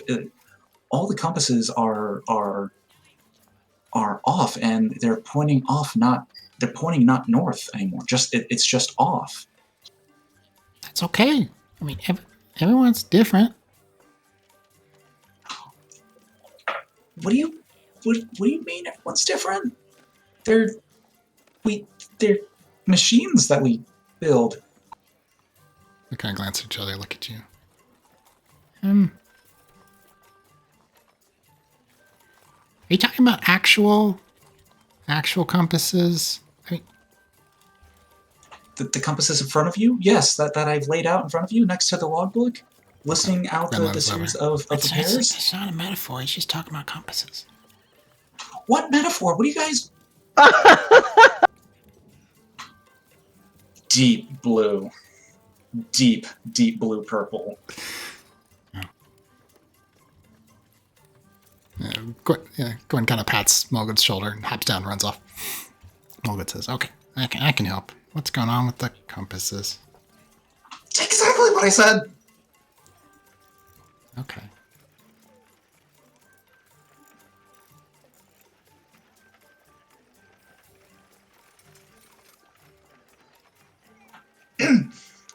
Exactly what I said. The compasses are off, Dad. Not a metaphor. Kind of looks at them, scratches his jaw a little bit. You see his fascination start to grow. He's staring at the compasses. That's interesting. Esmond starts flipping into earlier entries in the logbook, and if you look, we've been getting more requests for repairs for the past several months. And he keeps flipping through. They've been coming in more frequently. All the issues are relatively the same. All the automatons have been off kilter, off balance, right? This has been happening since the tower fell, or around that time at least. It's been almost 4 months. Wait, are the compasses pointing at the tower? No.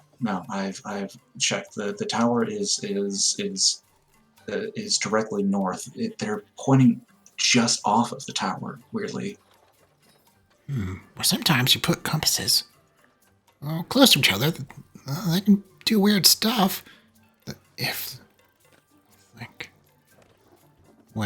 they're all doing it, there must be something interfering with the compasses. Right, that was my thought, but I don't know what could cause.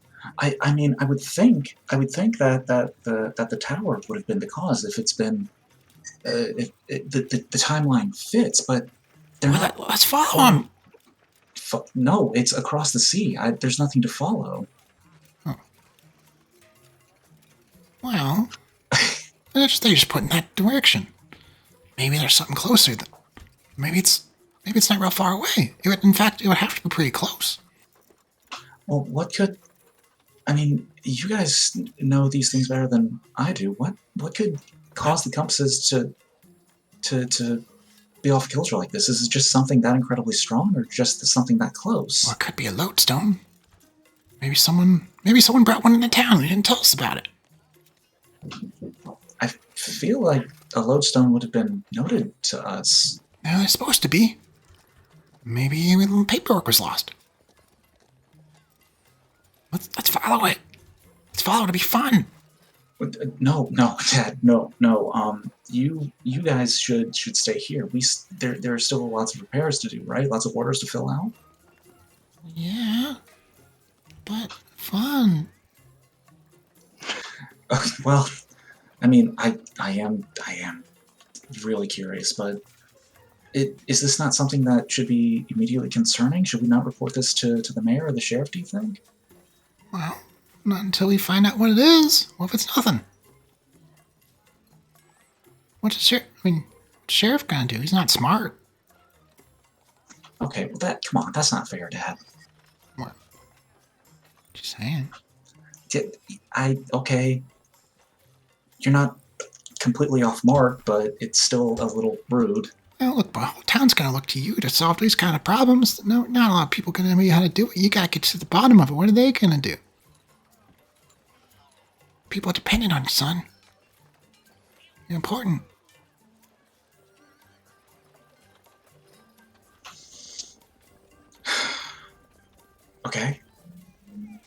Okay.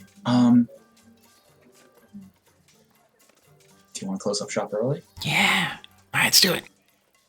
All right. Call Mom. I'll get a bag ready. All right. All right. Back. Let's see. What's Casey up to?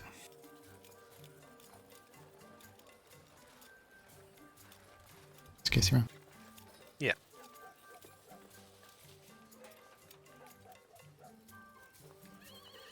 Casey's sitting in Peach's bar with 3 younger boys from town. Just saying. I'm telling you, it's going to be quite the blast. Sure, I mean, the stones will be heavy, but getting them will be amazing. All you have to do is promise to help me bring them back to town. We need them for a special project. So, What do you say? Yeah, sounds cool. Of course it's going to be cool. Now, do you have a wheelbarrow? Any of you? You. Think One of you must. Yeah, we'll bring it. We're going up to the quarry. I'll meet you there in an hour, maybe 2. Be there in an hour. I'll see you there. And they kind of look at each other. One of the kids is like, I don't know what quarry. You mean the old ruins? What's a quarry? If I hear that, is it? Yeah, the ruins. You're right. This one here. He's right. We'll get the barrels. We'll go there. You gotta wait for me. I want to see it. Yeah, in case he heads out, he will eventually make his way up to the quarry.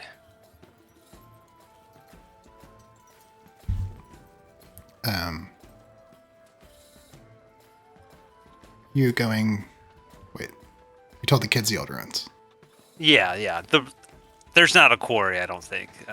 Yeah, well, it's all like... It's not... I don't know, dried Yeah, up's the right word. But yeah. Yeah, the place where we were planning on getting stone from. Okay. Alright. Alright, back to, for the moment, Araya, Ava, so what are you guys doing? Araya is mostly in town for waiting on ships. There are certain ships she's waiting for. It might not have arrived. But she is going to organize a lot of like the things that she's there for the temple and make sure that things are at least in place and safe should Rough Guts decide to like get up in where she stays and stuff. Yeah.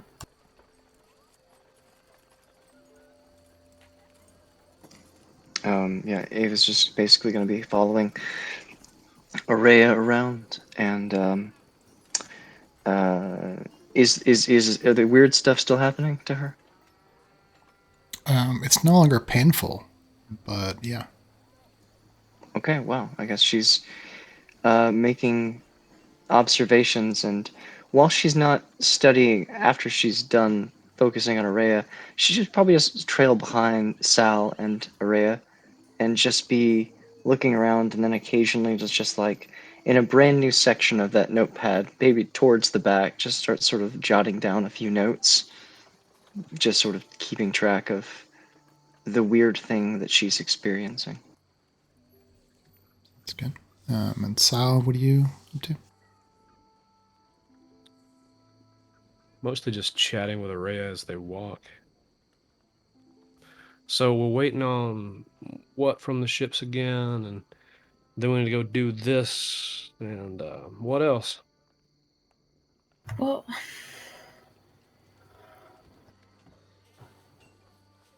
I just want to.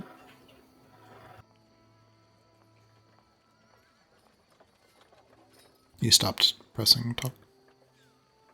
Is it not? Is it not working? No, it's working now. It just wasn't before. It's like you're not holding it down. I think I slipped onto scroll lock. Well, maybe we can just help out in town then, if there's nothing else. Maybe. Or we could find a place for me to hide that I can move a lot of my stuff to, in just in case. Or I don't know, Sal. What do I do? Thought you had a plan or a task list. Well, I do. I mean, I've got lots, but it's a lot of just wait for things to come in and then fill it up. And then I was given a little bit extra because of the festival that they needed me to be around because I'm that old. And I have a little bit more free time this trip than before, but I just didn't want to stay in the apothecary. No offense, Ava. It's just... She just sort of looks up and looks back, shakes her head, shrugs, and looks back at her notepad, and then looks all around. My plan really would have been just to go up to the temple, but I can't. And And it's not like we know any Durgar. And well, did you mention something maybe about the gnome and the lighthouse? Or I don't know. Maybe we should just see how the town is doing, if there's anybody that needs some help. I like that idea about the lighthouse. We'll wander around town. Maybe we'll run into a chicken on the way or something, just to change the scenery. Where did the other tracks go? I You- couldn't see you it guys for didn't- twigs. You guys didn't have tracks that you had for the third chicken. Oh. It's just a wild chicken now. Just realized I forgot to tell the sheriff something. What? Wait, what else? Just rubbing his temple. The weird big old tracks outside of the Fairfoot Farm. We should have told him about the big tracks outside of the Fairfoot Farm. Oh, maybe he hasn't left yet, because I saw big tracks on the way to the temple. Yep, definitely should have told him about those tracks. No, we should They're go both at tell the this. farm and on Yeah. the- Yep. Maybe he hasn't left yet. That's real. Yeah. How long have we been wandering around? We just went to the docks, and then I was like, there's nothing for us to do here. I think it's been like maybe an hour because Ava did the test.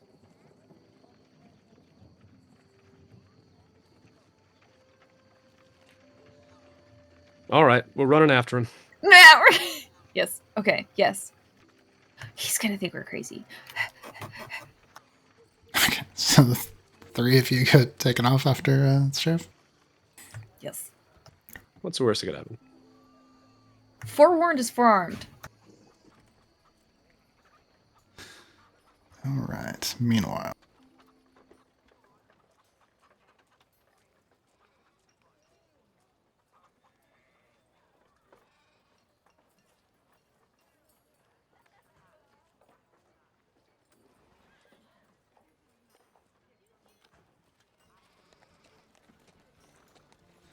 All right. The small children have the younger kids have all taken up positions hiding at the fringes of the old ruins. They all look at you, Casey expectantly, eyes wide. Gentlemen, I'm glad that you've all shown up. That is our stone, I believe. That's a good spot there. You may get hit by rocks. You're gonna want to move. Good spot there. Just remember, duck and cover when I say. And whoever collects the most loose rocks the fastest will win. And he walks over to a large section of ruined stone that looks pretty cool, good coloration and everything. Positions the stick of dynamite that he has. Eager eyes watch you. The younger kids, hidden behind their rocks, feet wide, all anxious to be the one to collect the most stones, get the prize. Casey kind of puts it into a little crevice there, wick sticking out, and pulls out a clockwork lighter that his friend Ez gave to him so long ago, and holds it up and gives it a strike to see if it'll light this time. Get a roll. All right.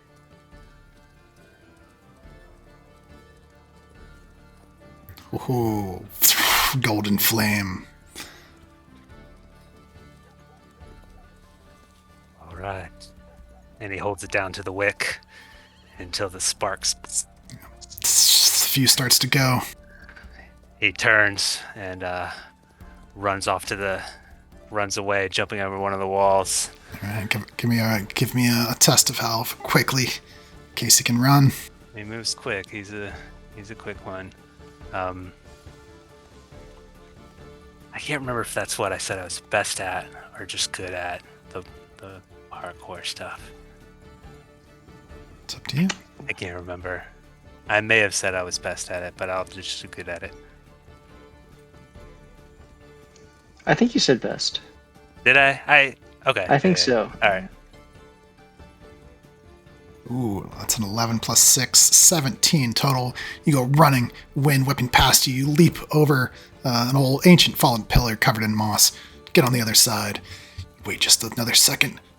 Boom! Massive explosion shakes the ground. Dust and things go flying. Bits of pebbles clattering around. All the children duck.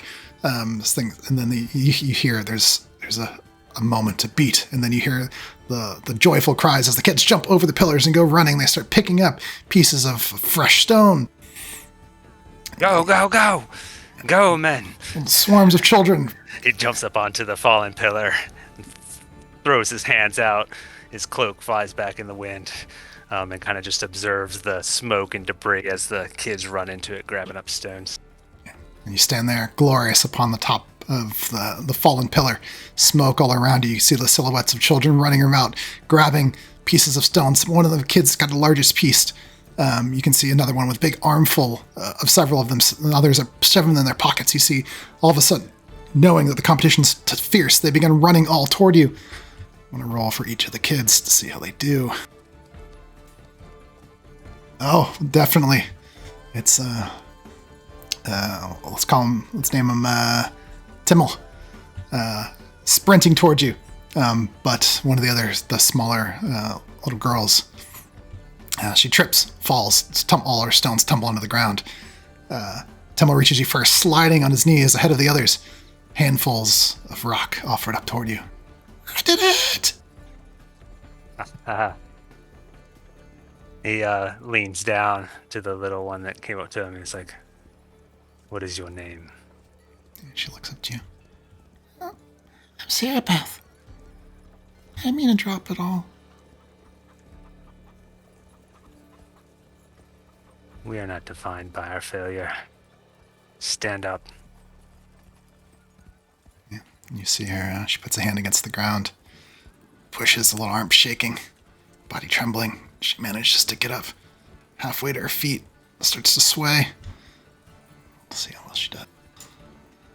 Oh, you see her starting to waver. Reach out a hand. Roll to see how good you are at encouraging. At encouraging? I'm pretty good at encouraging. Well, I don't know. Maybe we should poll the group. Good, definitely good. No, I am inspired. Right. I'm gonna use my inspiration. Oh, 19 plus 4. That is a 23. She reaches out. There's a light little slap as her small hand grabs onto your forearm.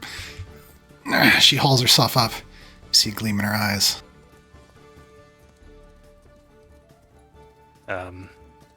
He looks at her, nods, and turns to the kid who brought the most stone. And he says, "And you, what is your name?" Comes you. I'm Timmel. Oh wait, did The kid who brought the most stone was Timmel. yeah, okay. He didn't say that. Okay. Timmel, well done.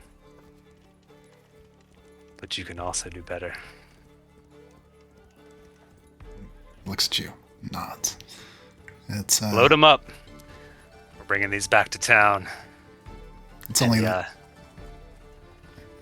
then you begin to feel a slight rumble beneath your feet. And then, starting from where the dynamite had gone off, beneath it, the ground collapses, starting at just the center and then spreading outward, encompassing you and all the children. You feel yourself, the ground beneath you, give way. You hear the cracking of stone, the crunching of roots, the cries. All beneath you, farther than you could run. The ground collapses to the earth. Meanwhile, quickly on the road, Ava, Aurea, Sal, making pace to catch up with, trying to catch up with Sheriff Hain. Aurea, you start to feel it. The world's starting to shift a bit to the side. You stumble to get your balance. Feel your head swimming you guys see Araya stumble, start to tumble over. Move to catch her. Yeah. Catch onto Araya. Araya, your head's spinning, dizzy, lightheaded, muscles weak. Feel pulling in breath, sucking in as much as you can. You can't quite fill your lungs. Esmond, you and Mogwood standing on the beach, the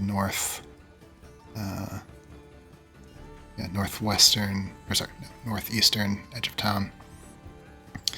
The water, the waves brushing up across the sand near your feet. You haven't found the thing that might be interfering with the compasses, but instead you find chunks of wood drifting up in the tide. Hewn boards cracked and broken. You barely make out on one of the boards half of the name of a ship. And that's where we'll end for tonight. No! Casey, you're gonna kill a bunch of kids. Those kids make their own decisions. That ship better not be called the Diamond. I think it is. That's a quote. Those kids made their own decisions. So the youngest, what was the youngest one's name again? The little girl that fell? Sarah Beth. Sarah Beth. Can I presumably still have her hand when the ground collapsed? Give me a roll to see. I appreciate that you're already using the children's names in the past tense. What was her name again? Before, Yeah. Roll. I already used an inspiration to grab her hand. Well, that was for encouragement. This is for you remaining calm under this kind of pressure. Okay, I'm good. Oh, natural 20. Yeah, as the ground collapses, you pull her in, clutch your arms around her as you fall into darkness. So much happened. yeah. Chris, are the compasses pointing towards the ship that is broken and rolling in on the tide onto the beach? Mystery solved, right? Must be it. See, this is why they warn kids about getting stoned. Oh, and I was so about to compliment you. It's a gateway to the deep. The ruin. This was the episode of minor shade, of dying children, and embarrassments all around. Parental And required embarrassment. apologies. Yeah, all those things. Good. Chris, I half expect you to make me roleplay trying to talk with my fucking dad.